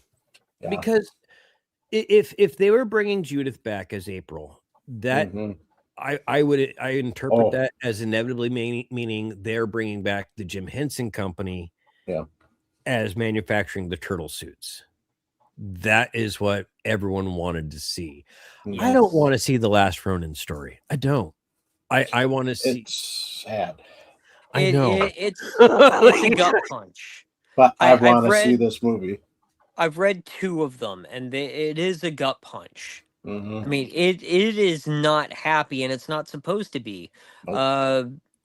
Kevin Eastman had always said, this was how he intended the turtle stories to end. And it's pretty definitive, how it ended. But there was a glimmer of hope at the end of the first one. Yeah. Oh. But it's still, It's done great, but it's done it gets ya. beautifully. Yeah. It is done so beautifully. And then, honestly, as much as she was a pain in the ass, you liked April's daughter. Mm-mm. Was she Casey's kid? Yes. Yeah. All right. Her name was actually Casey. She got named after her dad. Oh yeah, that's right. Yeah, they did name her Casey. Her Been a name while. wasn't May O'Neill? Nope. Oh my god. Or June O'Neill. Or Mhm. Ben. Yeah. Uncle Ben O'Neill. No, big question is are they still working on the video game? Ooh. Because they were working on a Last Ronin video game as well. I wonder if they are still. But I'm assuming that's probably getting canceled now too. I think it's going to get canceled because Paramount's already got plans for what they want Ninja Turtles to be, and they're halting everything else. Paramount's not getting Netflix at this or WB at this point. No, I hope not. I don't want any of them to get it. I think W should win or fail on their damn own. It says here that it has not been officially canceled yet. No, not Collider, but because of the layoffs at the developer Black Forest Games. I forgot they had layoffs there. Oh. Yeah, but it's 3 years now since 2023 since they made the trailer teaser. Dang. Mm-hmm. Is that what that was that my son watches all the fucking time? Where he's talking to the rat? I'm trying to remember that trailer. Been a while since I've is- seen that game trailer. This is going to go the same way that Transformers game that got canceled last year went. Oh, was it a Reactivate? Yep, I think that's what it was. Yeah, there was this beautifully done trailer for the game, and we're all looking forward to it. You only get like sporadic announcements about how it's progressing, and then I think it was early last year. We get the news that it's been canceled. Yeah, it's like we were talking last Saturday about trailer PT playable trailer for that was another one got canceled. I was so pissed. That trailer was amazing, and they canceled it. But now we're getting a movie based off it, sort of. So off a different game, but it's the same style. I don't know. I would have given anything to see these things come to fruition. Not so much just because it's what people want. It's that story, that completion that our generation wants to see. Just because I'd have no desire to see them die doesn't mean that I don't want to see at least Robbie Wrist come back with Judith. That would be so fucking cool to see the two of them in a movie together. I don't know how the studios would market that or if they think that they could, but our generation would be all over that. It'd be probably a cult classic. I don't think it would burn. I don't think it would burn the box office, but it would. No. Because nobody wants to. I mean, quote unquote, nobody wants to see a movie where basically your heroes get wasted before everything's said and done. You know, you want a nice happy ending, all tied up with a bow and delivered, and you don't get that with this. No. Like I said, there is a little bit of hope at the end. You know, with April and Casey, but it's not I mean, it's a fucking kick-ass story, but it's a gut punch. Yeah. And you will put it down feeling worse than you did when you picked it up because you just watched part of your childhood die. They died heroically. Bad. Yeah. They did Horrible die deaths, heroically. but heroic, yeah. Yeah. But it's horrible. It's like I watched Superman die. And I did no. I got one big event back then. I got one harder. One harder that hits harder than that. We watched Optimus Prime die. Yep. Yeah. I went to the theater and saw that and about cried my eyes out. And Did you see that Hasbro they're doing the apology tour for that? Yeah, no kidding. Like, well, like, but jeez. For the it's well, I mean, it's for the 40th anniversary Yeah. of the movie. I mean, because I saw something they're I seen that actually too. they made and then they're going to market. I think the pre-orders for this open up on Monday, Mhm. but an actual matrix of leadership that I mean, it lights up. You can put your fingers through the holes. You can open it up, and it plays the touch. Neat. Wait, the one that they had out now doesn't do that? No, No. Lame. it's basically just it looks pretty. You can't interact with it. This one, I think it's gonna be selling for like $125. Mhm. It's not bad. Sold. No, it's not bad at all. That's like but my Close but it's like Encounters. I'm not sure if I can justify that, no matter how cool it is. It's worth it. Here, though, I was going to 3D print it out until I saw that. I'm like, ooh. My sunglasses tell me I look nice. I'll buy this. That's like a lot of people wonder where the heck I got my Close Encounters of the Third Kind box set, where you push a button on the side and it plays the tones from the movie. Ooh, nice. And it lights up. So where the end scene where the spaceships open a little bit and the creatures are coming out. Yeah. Yeah, it lights up and it goes do do do do do. Everyone's like, "Where'd you find that?" I'm like, I got my secrets. can't ever find it anywhere now. I gutted a Milton Bradley Simon for it. That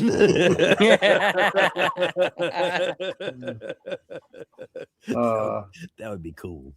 Mm-hmm. Oh, so we just did the returns, and now we have to do the Viacom bye-byes. Oh, but there's going to be a dismemberment. Okay, now we're talking. All right. Hey, come on, let's do it. Yep, a disbanding is happening, a dispersal, and I gotta say, it's about fucking time. Mm-hmm. Don Henley has announced that the Eagles are probably going to split up their end this year. Retire. Yeah, they're looking to retire this year. That took a while. Mm-hmm. Longer than it should have. Yeah, 20, 30 years? Oh God, what was Well, that? I mean, mid 90s. Yeah. Well, yeah, that I thought it was like early to mid mid-90s. 90s when they did the Hell Freezes Over tour. Mm-hmm. Yep. Because that was And a big thing. Yep. Yeah, I remember that was supposed to be their one last shot. Yep. And then they never went away after that. And whenever you poke fun about that, it's like, well, they only do special concerts where people pay them $1 bajillion. And they're like, well, you can't really turn that down. Yeah, you can. But just like AC/DC, each one of them get $5 million each to go to play a concert. Yeah. Each $5 million just to show up. Remember when motherfuckers used to like playing music? Yeah. I remember when I liked listening to music. Mm-hmm.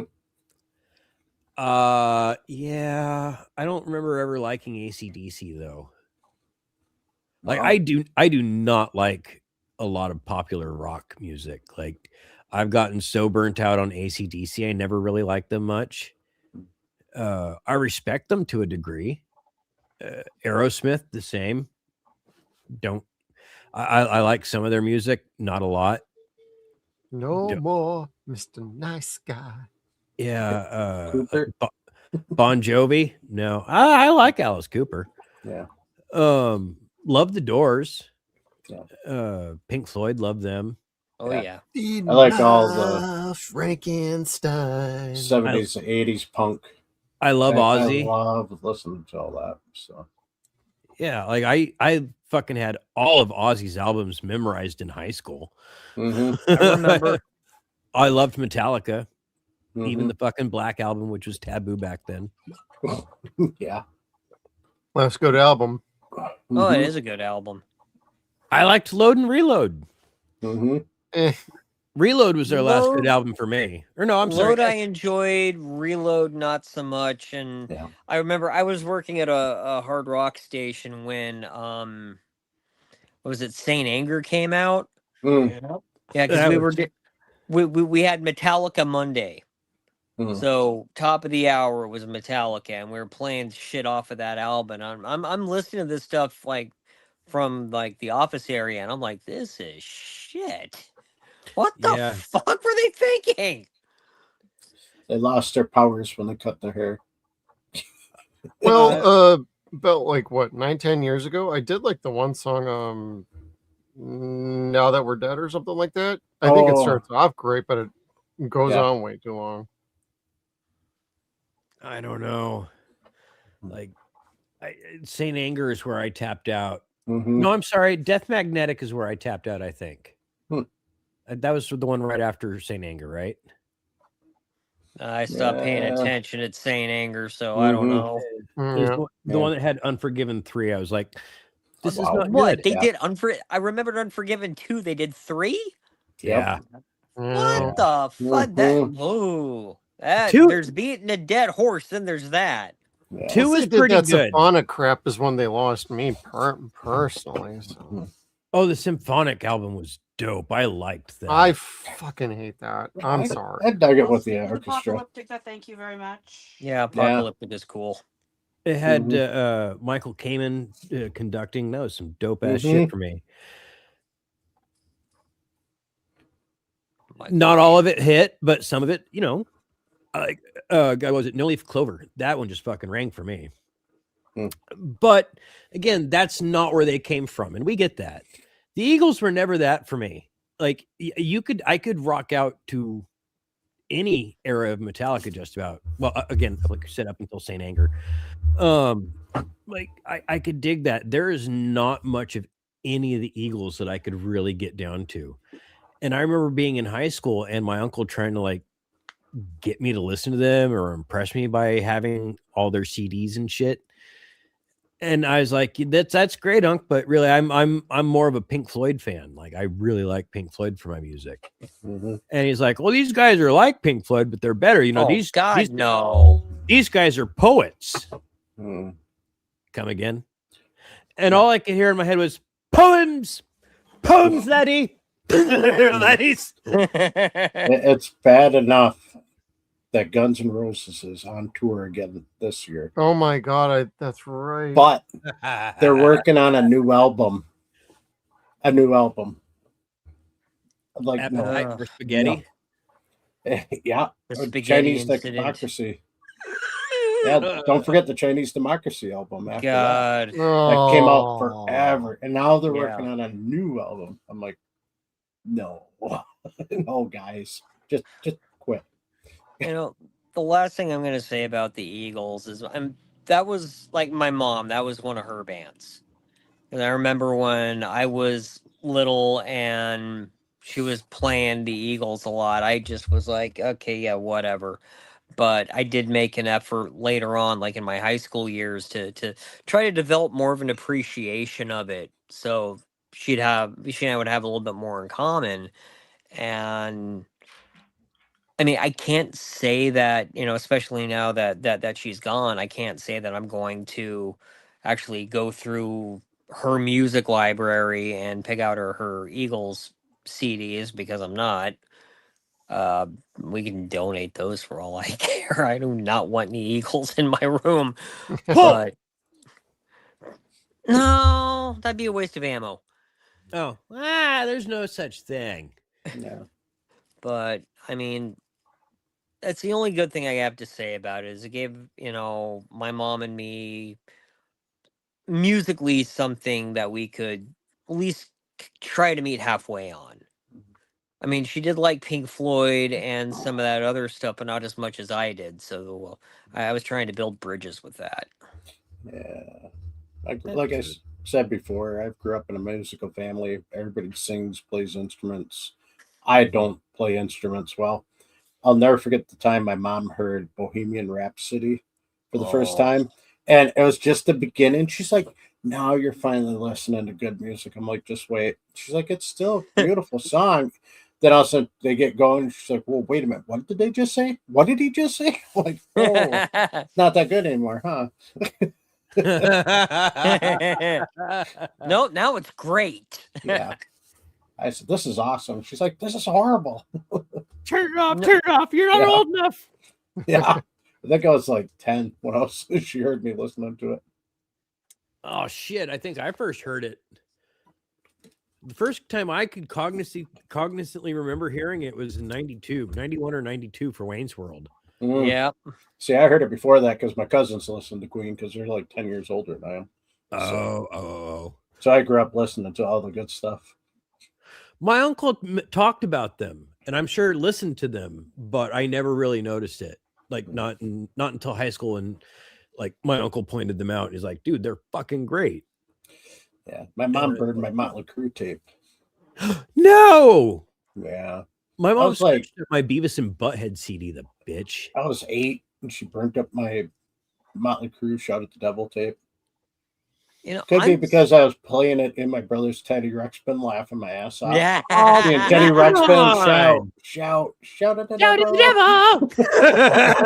I'm surprised my dad didn't do that with my sister's Judas Priest albums. Because my dad, he hated rock music. He called it orchestrated noise. He goes into my sister's room one day. I forget why, but he comes out with her Judas Priest album. Do you even know what this means? Yes. And my sister's like, yeah, I do. Why? Well, this is satanic. You should not be listening to this. Your father was special. Yeah, he was. I thank my uncle for saving all my good music because he told my mom, no, it's music. It's fine. It's fine. So I would love to go back in time as the man I am now in a spectral sense with our parents, any one of them, mine specifically, but you could do yours.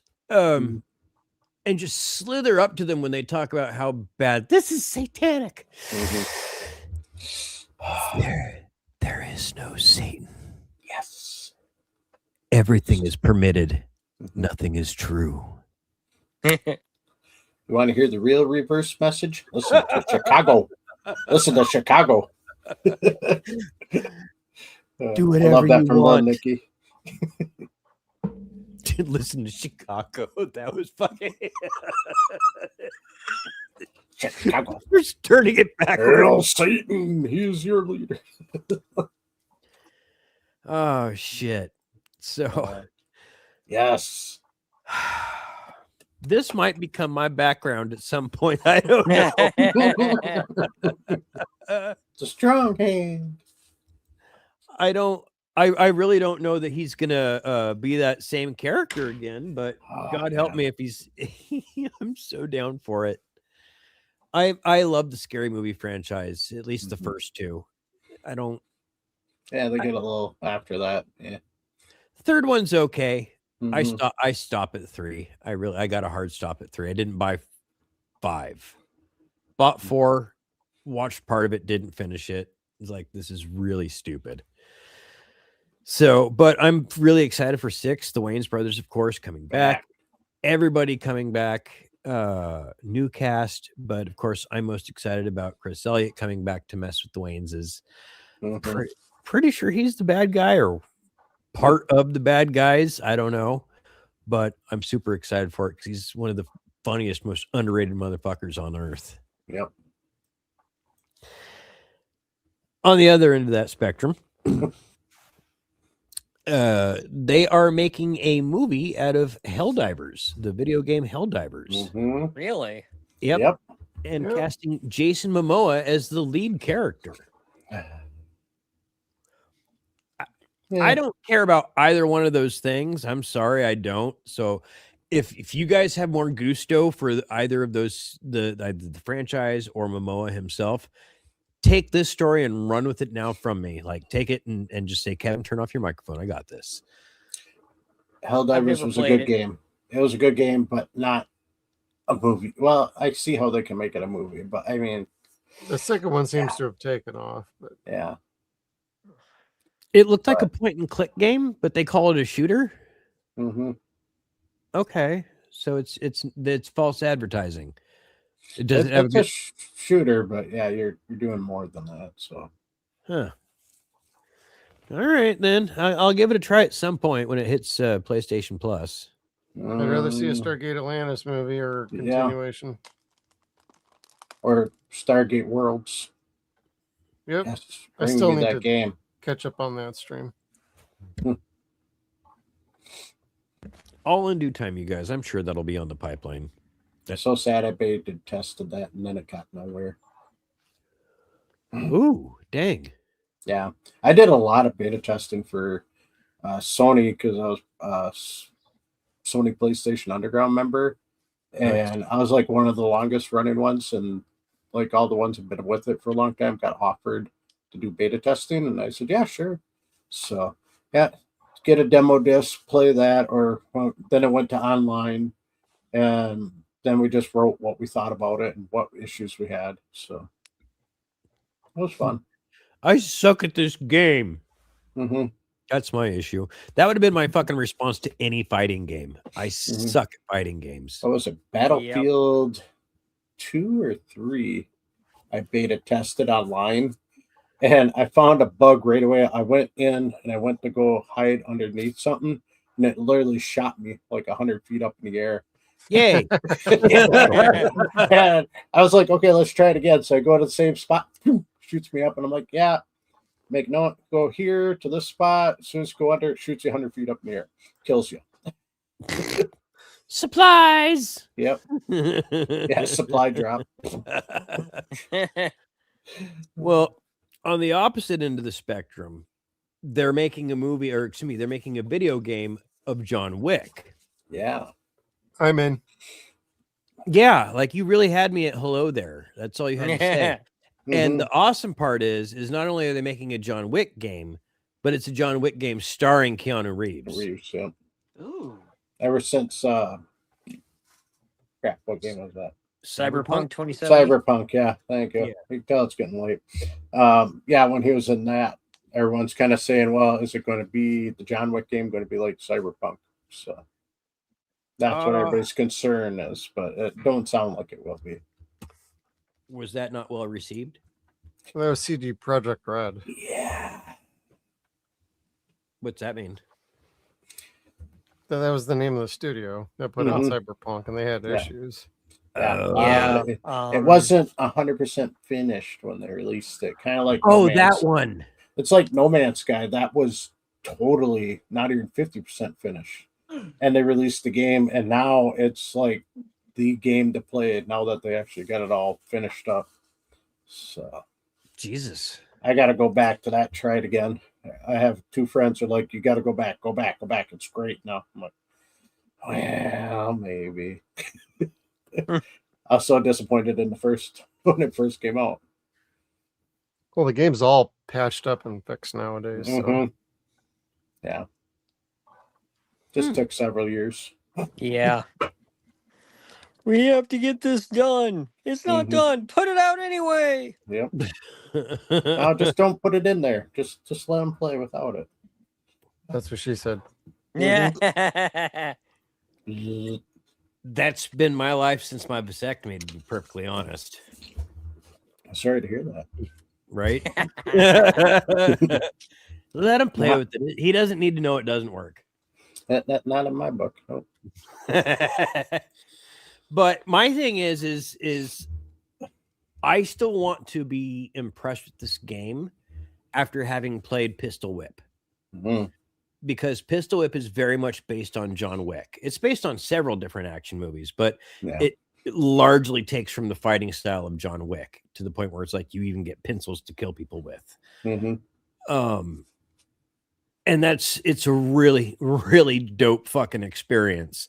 So I hope the gameplay is able to be on par with that experience because I love the John Wick franchise. It's so cool, with the exception of the Continental. They're all really cool.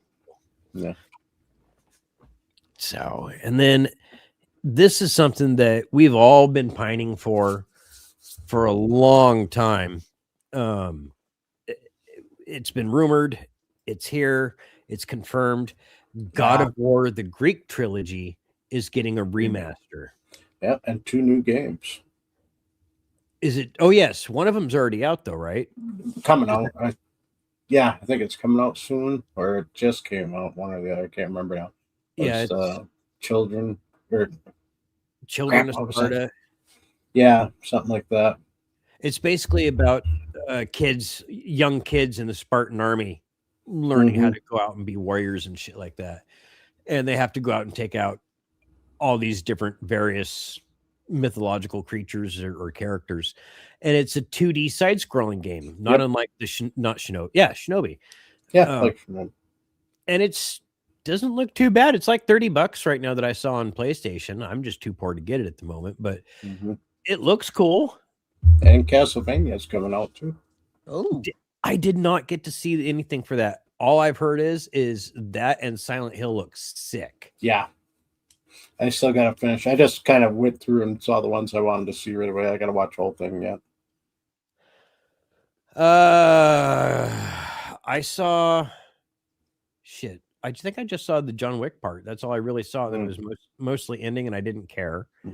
And I had to go back and double check Metal Gear Solid, and yes, they confirmed that Metal Gear Solid 4 is getting put out. Yep. Speaking of God of War, I got my Chaos Blades today in the mail. I got little ones to hang on the wall. Yay! nice. But Ha! this came in a couple days ago. So Schwanzstucker. I mean, Stucker. so my wife's like, "Come on, you got enough weapons on the wall." I'm like, "Yeah, these are fake, so it was a lot cheaper." It's a lot cheaper. I think I paid like $20 for that. So I Oh, couldn't nice. complain. Yeah, That's Yeah, cool. I've been really thinking about getting like a replica He-Man sword, but I just don't know where the hell I'd put it. I know. I've been like debating on printing it. So there is a couple of good prints out now. Before they were kind of but now there's some really good ones out. I'm like, yeah, that's tempting. That's the neat thing about props is you have so many options of where you could put them. You could put them on a wall. You could put them on a shelf. You could put them on your pocket. You could put them on your back. It doesn't matter. They're props. They're cool. Wherever it makes you feel special, just put them there. Yeah. That's what she said. That's right. That's Speaking of which, yeah. so the new CEO of Disney, Dana Walden, is wanting to do two things in her inaugural year. She wants to increase viewership on Disney Plus. She wants to maximize product on there that people are going to be watching. And she also wants to figure out. She also wants to figure out how to utilize AI in their marketing, or not in their marketing, no. in their movie production. Fuck that. They use AI. I am all the way out. Correct. So, Trick, how did you get as far as you did without understanding basic algebra? A positive versus negative is never going to be a positive. Not going to happen. So you can't put a whole bunch of fucking AI crud on there and expect people to watch it. You can't expect it to be a hit. I mean, maybe, and sure, YouTube's like, look at us. Yeah, there's Ryan's World. There's all sorts of stupid online shit that people make on their own that they make fortunes out of.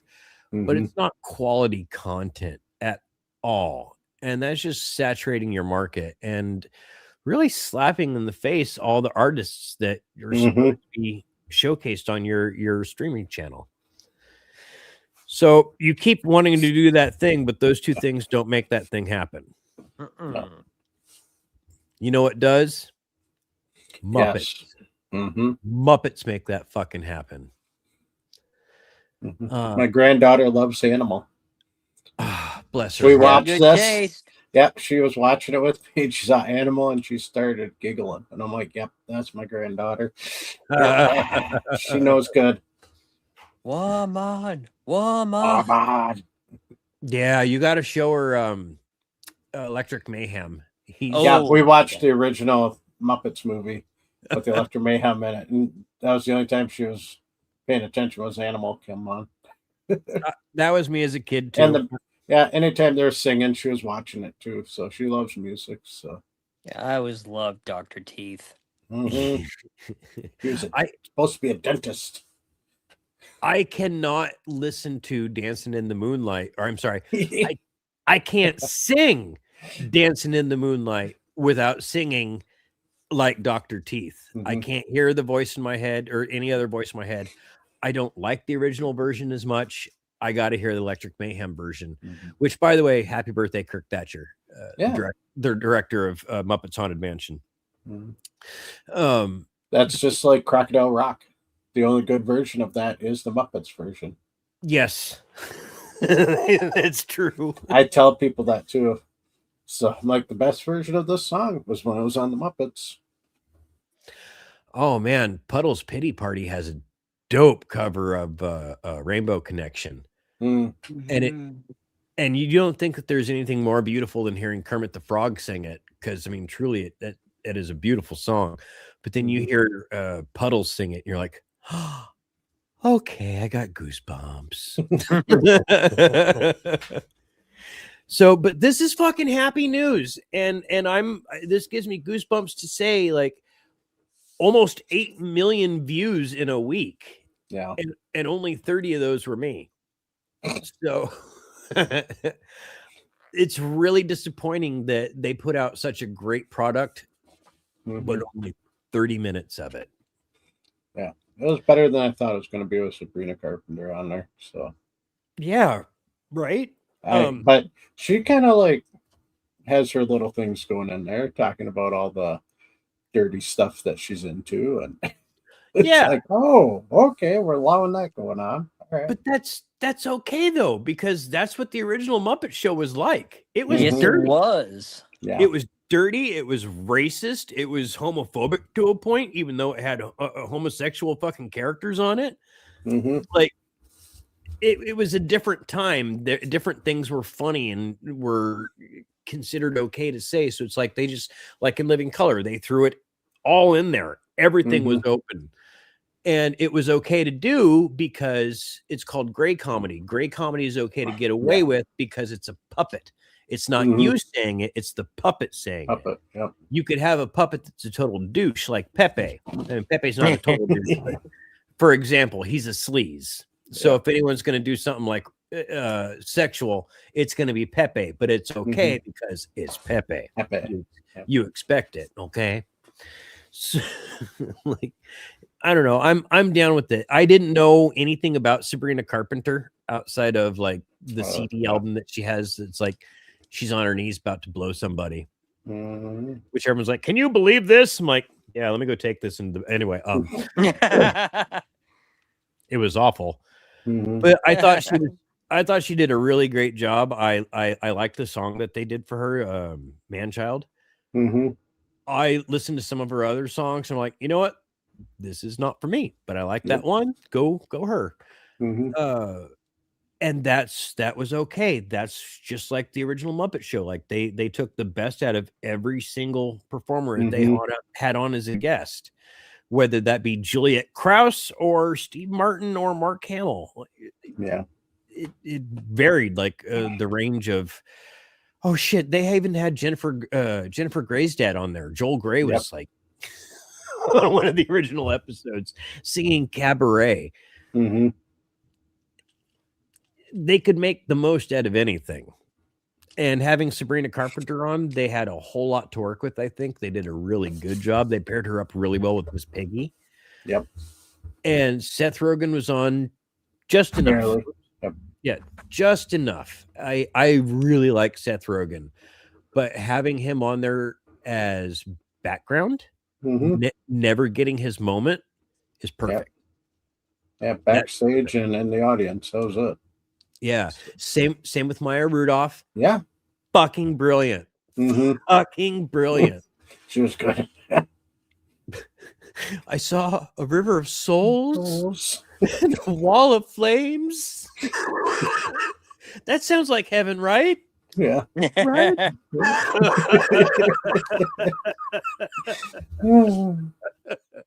So, I mean, really what I got to say is, Disney, what the fuck do you need?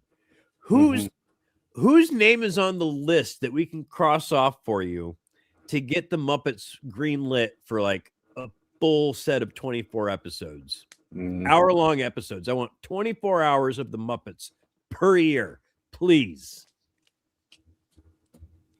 No one, anyone? Like, it would be so great to do. This is something that the world really needs right now. Like, the world needs an enema and a fucking Prozac, and this is the Prozac. Could be the enema too if Gonzo's involved. The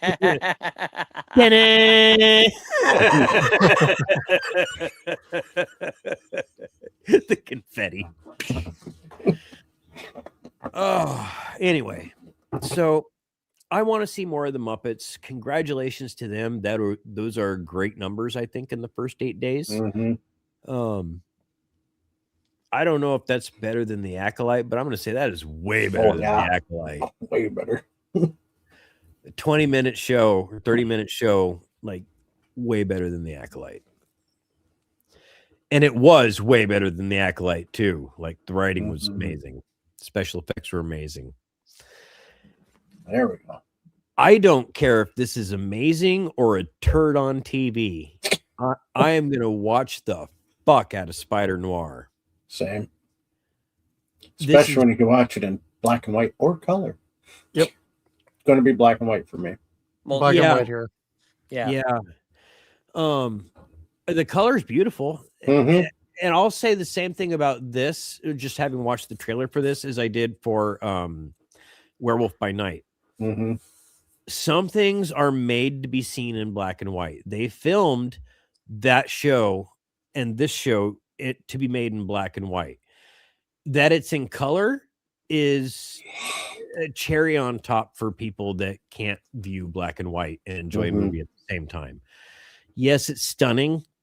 Yes, it's beautiful, but you're not going to get out of it from an artistic standpoint what the director wanted you to see unless you watch it in black and white. So I greatly encourage people to watch this in black and white. Like Steve said, first. If you want to watch it color afterwards, by all means, enjoy. But check it out in black and white first, because it's going to feel like watching Batman the Animated Series for the first time, where everything's dark. Yeah. And lighting is used on it's just, they're going to make it so beautiful. And did you guys actually watch the preview for this? Yep. So you guys have seen Sandman. Yep. Molten Man. Black Cat.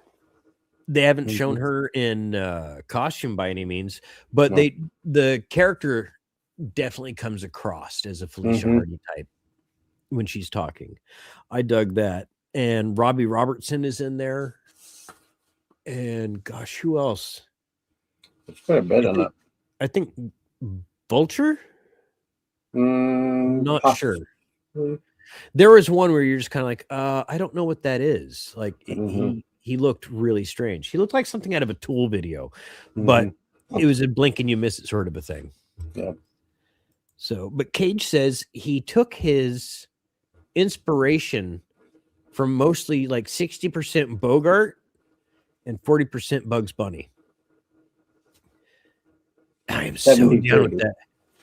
Yeah, 70-30. Should have been 60-40, but whatever. Because Bugs is awesome. Bogey's okay, but yeah, Bugs is an ornery fucker. It's the, of course, this means war. Yep. And I want to say that's what Spider Noir is he's, you know what? Fuck it. You brought this upon. We're going to do this. And it fucking works. This is going to be ultra violent, I think. At least in its choreography, it's going to be beautiful. Its stylizing should be beautiful. This cannot win. The only time you see things that are this loaded lose is when just a director has no idea what to do with editing. Like you could have every single ingredient that's great to make a movie and then just flush it down the toilet. Like movie 43. That had everything except for a plot. You need to ask Jeff and Kev. Anyway, I digress. So what is next? Oh, Camp Crystal Lake Legacy or Camp Crystal Legacy. Yeah. I'm not 100% what this is. Jeff, you may have to explain this one to me. This sounds like it's going to be a series of shorts that spotlight each, like the highlights in each different movie. Is that what this is? Or is this going to spotlight different things within the Friday the 13th communities? Say like people like Vinny. I have no idea. This is the first time I'm hearing this myself.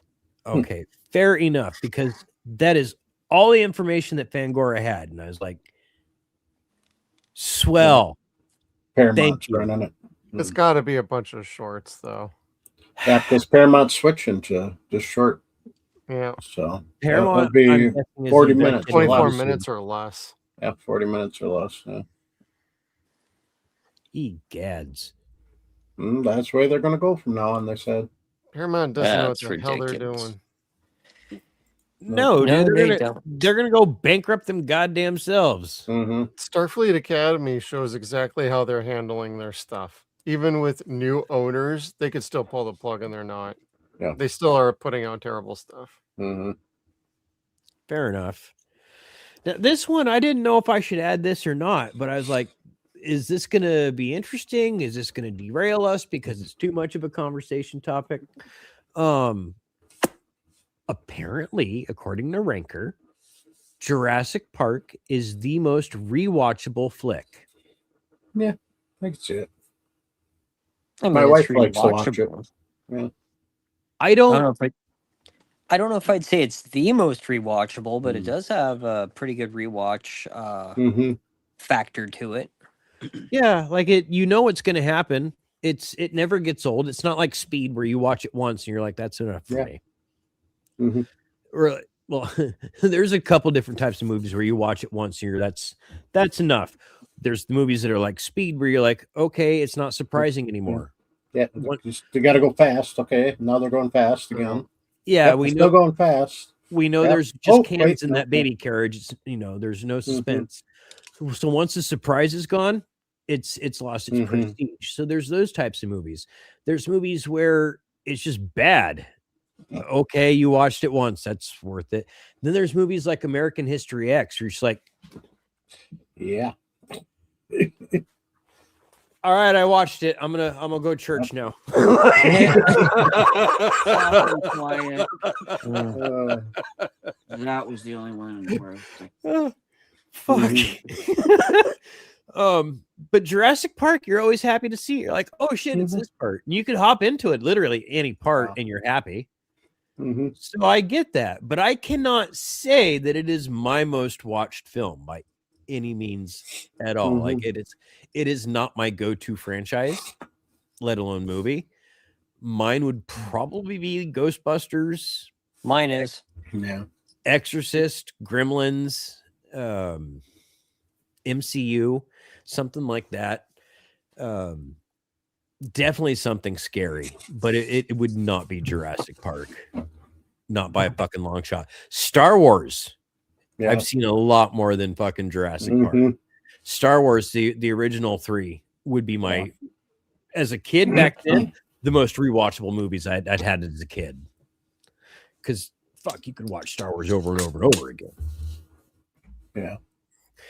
No, not making return. Yeah, or I saw that. not having any rewatchability apparently is the Terminator 0. Now it's not surprising that Netflix canceled this after one season. It's just surprising again because it's like, wow, it's been so long and they hadn't canceled it. Yeah. Yeah, because I remember watching it and I was like, oh, this is not bad. It was all right. Not great, but it was an interesting storyline. Didn't you guys say it was better than the last few movies? Yeah. Yeah, that's not saying much though. Yeah.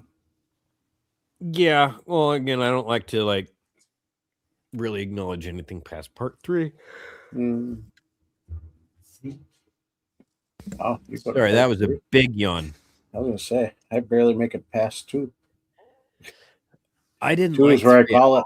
3 was nah. Well, I had PTSD. I got to see 3 twice in one day in the movie theater, and That's right. yeah, I got a watermelon out of it, but it wasn't worth it. Speaking of Paramount being stew, David Ellison further wanting to cup the balls and grasp the shaft, is willing to offer X amount of dollars per share for shareholders. Cents, yes. yeah. Per share. Excuse me. Sorry. Yeah. Skeeter, take this one. You know this one better than I do. This one is just Paramount does not know the word no. They just don't want to understand.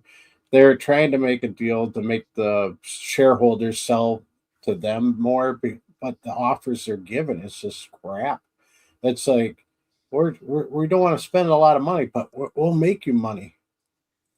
Well, yeah. No, they Then won't. they're like, oh, we're going to offer you a ton of money, but the shareholders, we'll give you a little bit, But it's a good deal in the long run. But they could change that deal in the long run anytime. So, that's interesting. Yeah. So, I mean, it's just paper and they could rewrite it. Say, yeah, we're going to change it. We're not giving the stock shareholders anything. So, Billy and D. 25 Williams cents. come in. No. Mm-hmm. It was a lot less before. It was less than 25 cents before. So now they're up to 25. I'm surprised they hit that high. He just wants to say the fucking cool Darth Vader line.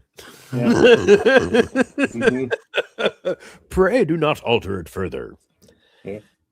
I don't know, dude. Like, they're just really making all the studios look bad right now. All 3 of them are looking terrible, and I want nothing good for them to happen. Mm-hmm. So, oh God. I don't know what's more gross. The fact that we've gotten to the part of the night where we have to talk about the list, or I'm going to say something nice about Chapel Roan. She's dropping Casey Wasserman, who is a huge agent in Hollywood, because of his very serious connections to Jeffrey Epstein. Yeah, his name popped up a few times. Yeah, on the guest list and in the files. Yeah. But she said, basically, in paraphrasing, in good conscience, that she cannot continue to be represented by somebody that would endanger her team, herself, or any family member. Like, yeah, basically, she doesn't want to fucking be associated with a piece of shit like that. Mm-hmm. And I say, good on her. And I hope a lot more people to do that, or start to do that. And what I'm hearing is he's needing to sell his business and to survive. Yep. And I'm kind of like, wait, stop. No, that's not the way this has to work. That's still benefiting the fucking billionaires. Yep. What needs to happen is his business needs to fail, and he needs to bankrupt, and he needs to go to prison. Taken away from him. Correct. He doesn't need to prosper. No, Manson didn't get to fucking Manson didn't get to profit from a book in prison. There's no reason why a dude should fucking profit from anything. You don't get to sell your fucking eat a dick, giant asshole. So, on an up note, however, Nintendo has taken away the Pokemon the Pokestop off of the island. Oh my God. I didn't know there was one. Yeah, I remember when it first got revealed that it was out there. I'm like, wow. Oh, that's bad. Eat it, Joe's. Eat it, Joe's. Yeah. Eat it, Joe. I mean, what else they're supposed to do out there? Like Pokemon. Get a rare Pokemon there. Looks like a little fucking anglerfish. It does. I'm going to hell. It was that eggplant looking Pokemon we could get out there. Yeah. Oh God. Chad got it. Ew.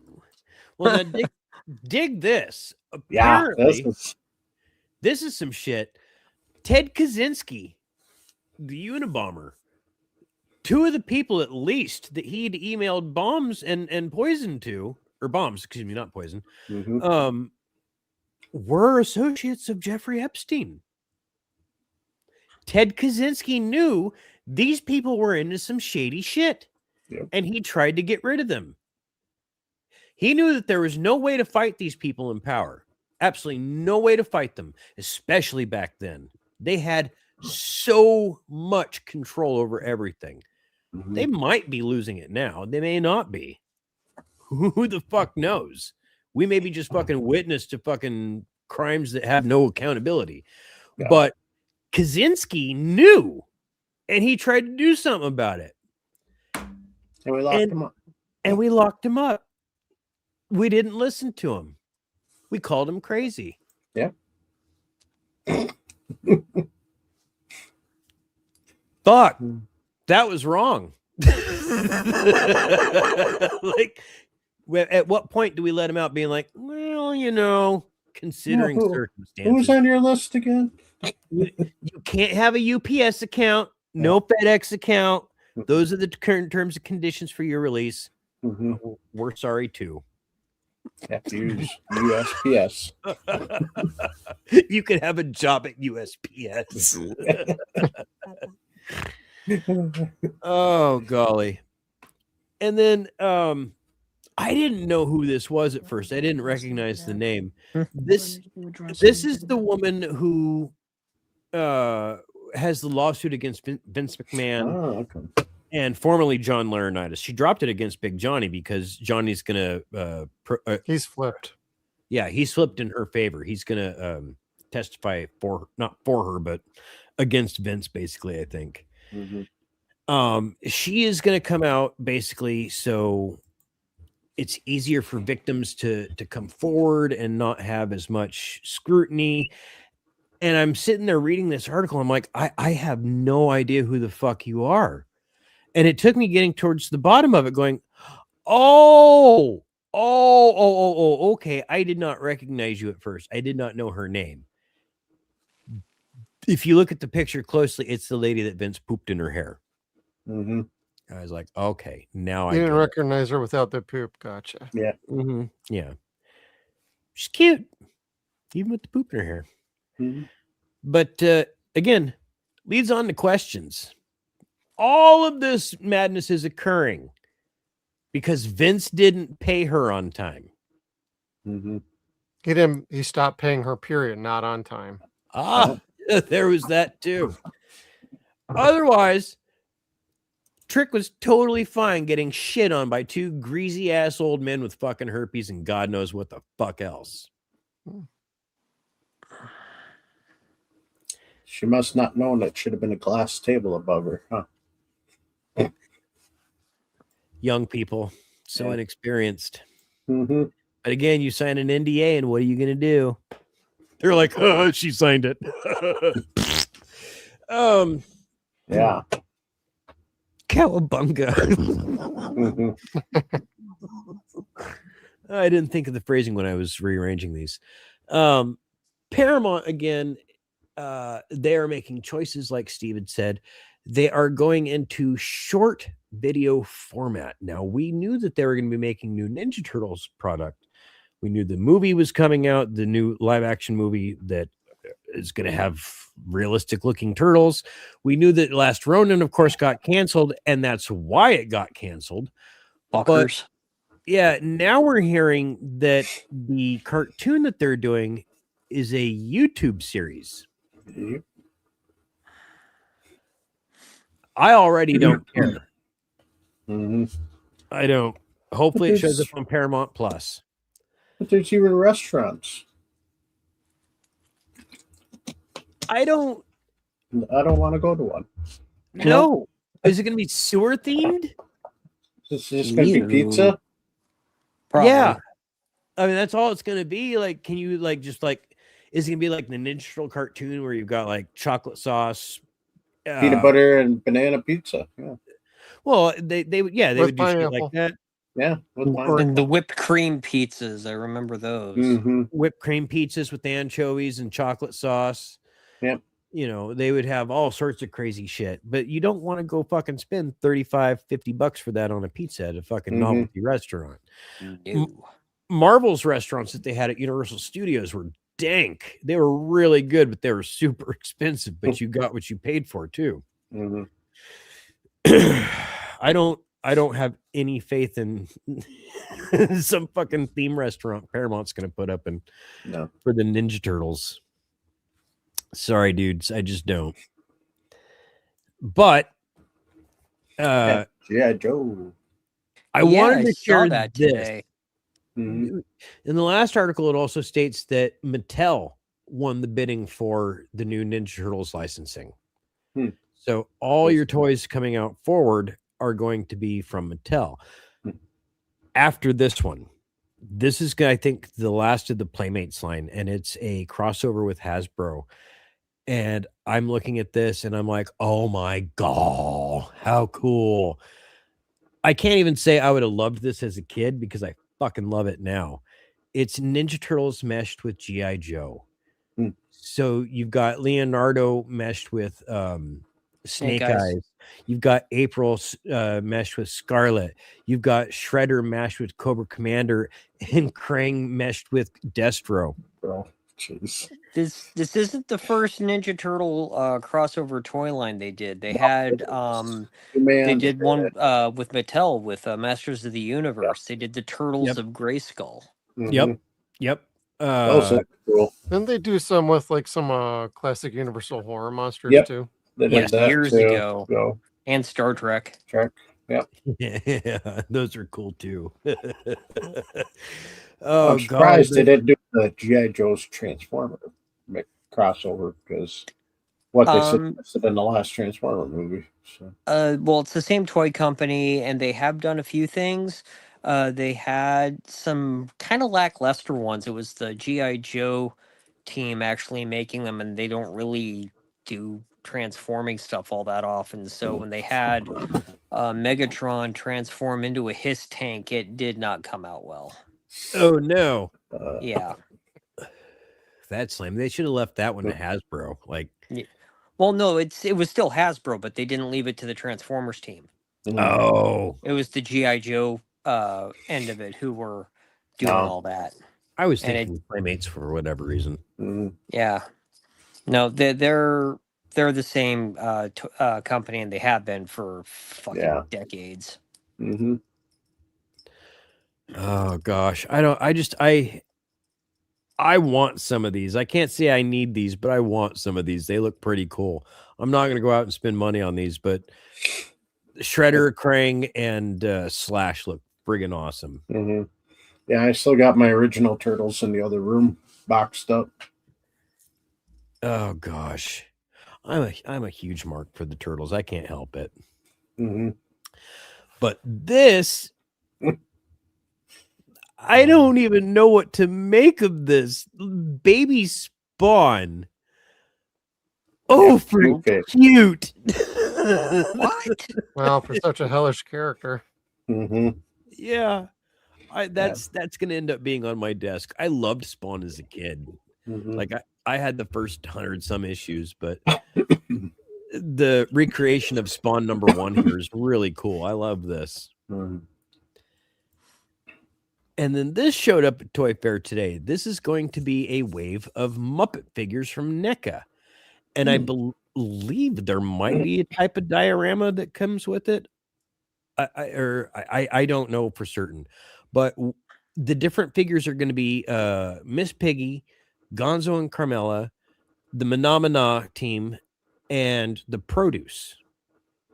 The singing Produce and stuff like that. And it all looks brilliant. I need the Gonzo and Carmella one. Yeah, NECA does a good job on their stuff. Yeah. I am so sold on NECA. I love their figures. The Funko Pops are fun, but if you want to get a figure, a good figure, NECA is the way to go because they, even when they're not the most articulate or articulated, they're the best sculpted and crafted. For example, Pee Wee Herman. There's a Pee Wee figure coming out, and oh my God, yes, it looks amazing. The only thing is if you look close enough, it looks like it's Hannibal Lecter wearing Pee-wee's face. Mm-hmm. They got to shave down the the side of the face a little bit. And then what else? Yeah, DuckTales. Hey, Darkwing Duck, or Gizmo Duck, I mean. Yep. It'd be cool if they had Darkwing. Blabber and Blatherskite. Yep. Yep. Good old Fenton Crackshell. Mm-hmm. I loved his mom. Oh God, the soap opera fanatic. Yeah. Was his mom Kathleen Freeman, or was that June Foray? I think it was June. I think it was June because she was already doing Magica. Yeah, that's right. I always could saw Kathleen Freeman in my head whenever I'd hear Fenton's mom. I think it's because of Microwave Marge. I don't know why. Yeah.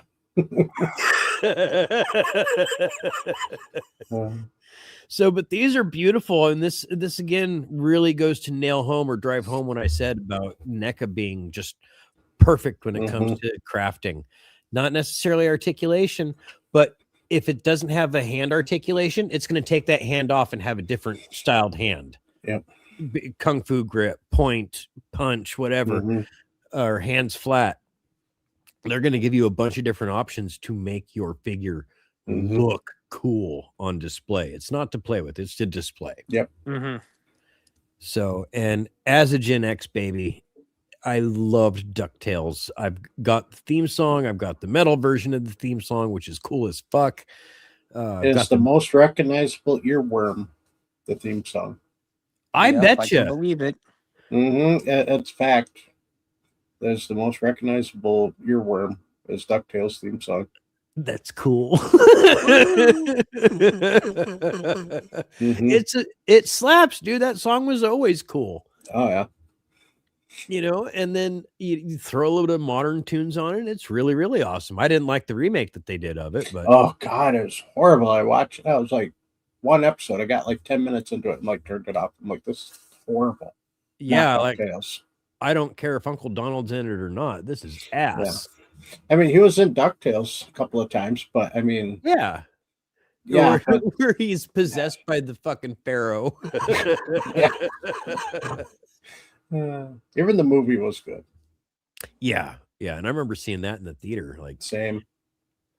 It was a phenomenon. Like I'm surprised it didn't last longer or come back sooner. Yeah. And it did very well when it came back. And unfortunately, it came back to millennials and Gen Z, but whatever. And computer animated, not hand drawn. It was awful. And wrong sounding cast. Yes, that too. Oh, and everything was updated, so it's like there were no PC. damsels. Yeah, very PC. Actually, having a Scottish guy do the voice wasn't bad though. David Tennant, I I can't like think bad him. about what he did. Yep. No, and I like him as a person. So I was kind of like, yeah, okay. Like I don't know that I've ever actually watched anything with him in it, but I like him as a person. I've always thought he comes off cool in the news. I know you're not a Doctor Who guy, but his run in the early 2000s was he and Tom Baker are kind of like the two definitive doctors for a lot of people. Oh, that's cool. Tennant, right? Yeah. Tennant, yeah. Although I have to say, I'm being contrary here. I liked Peter Capaldi. He was number 12. Oh, because he got to be fucking grouchy as hell. It was great. Oh, yeah. Almost like having William Hartnell back in the role again. Yeah. I like him as an actor too. He's cool. But again, I haven't seen him in anything. I just think he's cool. Hey, dude was an old school punk rocker. And they're in one of the seasons, he breaks out his guitar. You have the Doctor shred. We need Matt Ryan. There's one episode he actually played guitar on the main title. I remember that. I remember hearing about that. Because I believe he was in a punk band with Craig Ferguson. Yep. Yeah. They were things I didn't remember that I'd ever fucking need to know. But I do remember hearing shit like that. or hearing about that, because again, I never watched Doctor Who. I never watched Late Night with Craig Ferguson, but I remember seeing those factoids when they would get together on the show and they would jam together. You're like, oh shit. And you'd see the did you know factoids. I didn't know that because I didn't watch any of that, Late Night or Doctor Who. Mm-hmm. And I'm not turning in my nerd card. It's mine. I've got Gremlins on my desk. Nice. Anyway, that, gentlemen's, was all I had for the news this evening. Like, that was the best of what happened this week. Yeah. Yeah. Cool. So, unless anybody has anything else, I know, Jeff, you don't like to be the one to hold off, but, you know, we've got some time if anyone wants to stay up for shit. No. All I right. synced out my stuff. So Yeah. All right, then Chad, tell everybody where they can find you. I am on Threads, Blue Sky, and Instagram. I am at Mr. Peterman, and hey, I got 6 weeks to kill, so I think it's time to start binging some horror movies. I'll probably be talking about that. Nice. I want reports, weekly reports, if not daily. We need content.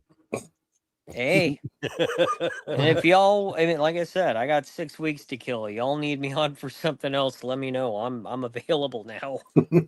Cool. Oh, Stargate Files, huh? I was just about to say, Skeets, lead that into your show. Yeah, you can catch me and Jeff here Thursday nights on the Sun Shadows Network for the Stargate Files, as we're about to wrap up season 5 here soon. Then we'll have all our new stuff for season 6 in a couple weeks, or next week. Yeah, 2 weeks. Yep. And then otherwise, you can find me on Facebook, Instagram, Threads under the Stargate Files, or on X under Skeeter, the Stargate Files. Awesome sauce. And then Joffrey, I'm tired of fucking stuttering and shit. So where can everyone else find us for the rest of the week? Well, on Tuesdays, we like to do movie reviews. We're in the middle of Phantasm, the quadrilogy. We're not doing part 5, but that's every Tuesday night. Thursdays are, of course, Stargate nights, as just talked about by Mr. Skeeter. And every Saturday night is Dead Wire Live, led by our riveting co-host, Kevin, who always frequents the glory hole before he pops on here. So he's fresh in like a daisy for every one of you fans out there. And every other Friday night, like to do Nostalgia TV, we are working on Farscape Season 3. So next Friday, we will be back to wrap up Season 3 of Farscape. All right. Well, thank you all very much for joining us on another epic episode. I can't even call it that. I stuttered throughout like 90% of it. Of 0 point review. Not zero. It's not even 0 point reviews. I did it again. Dead Wire Live. I don't deserve a show. Thank you guys very much for joining us. Thank you guys for joining me. Take care. We'll see everybody next week. See you next time, boys and girls.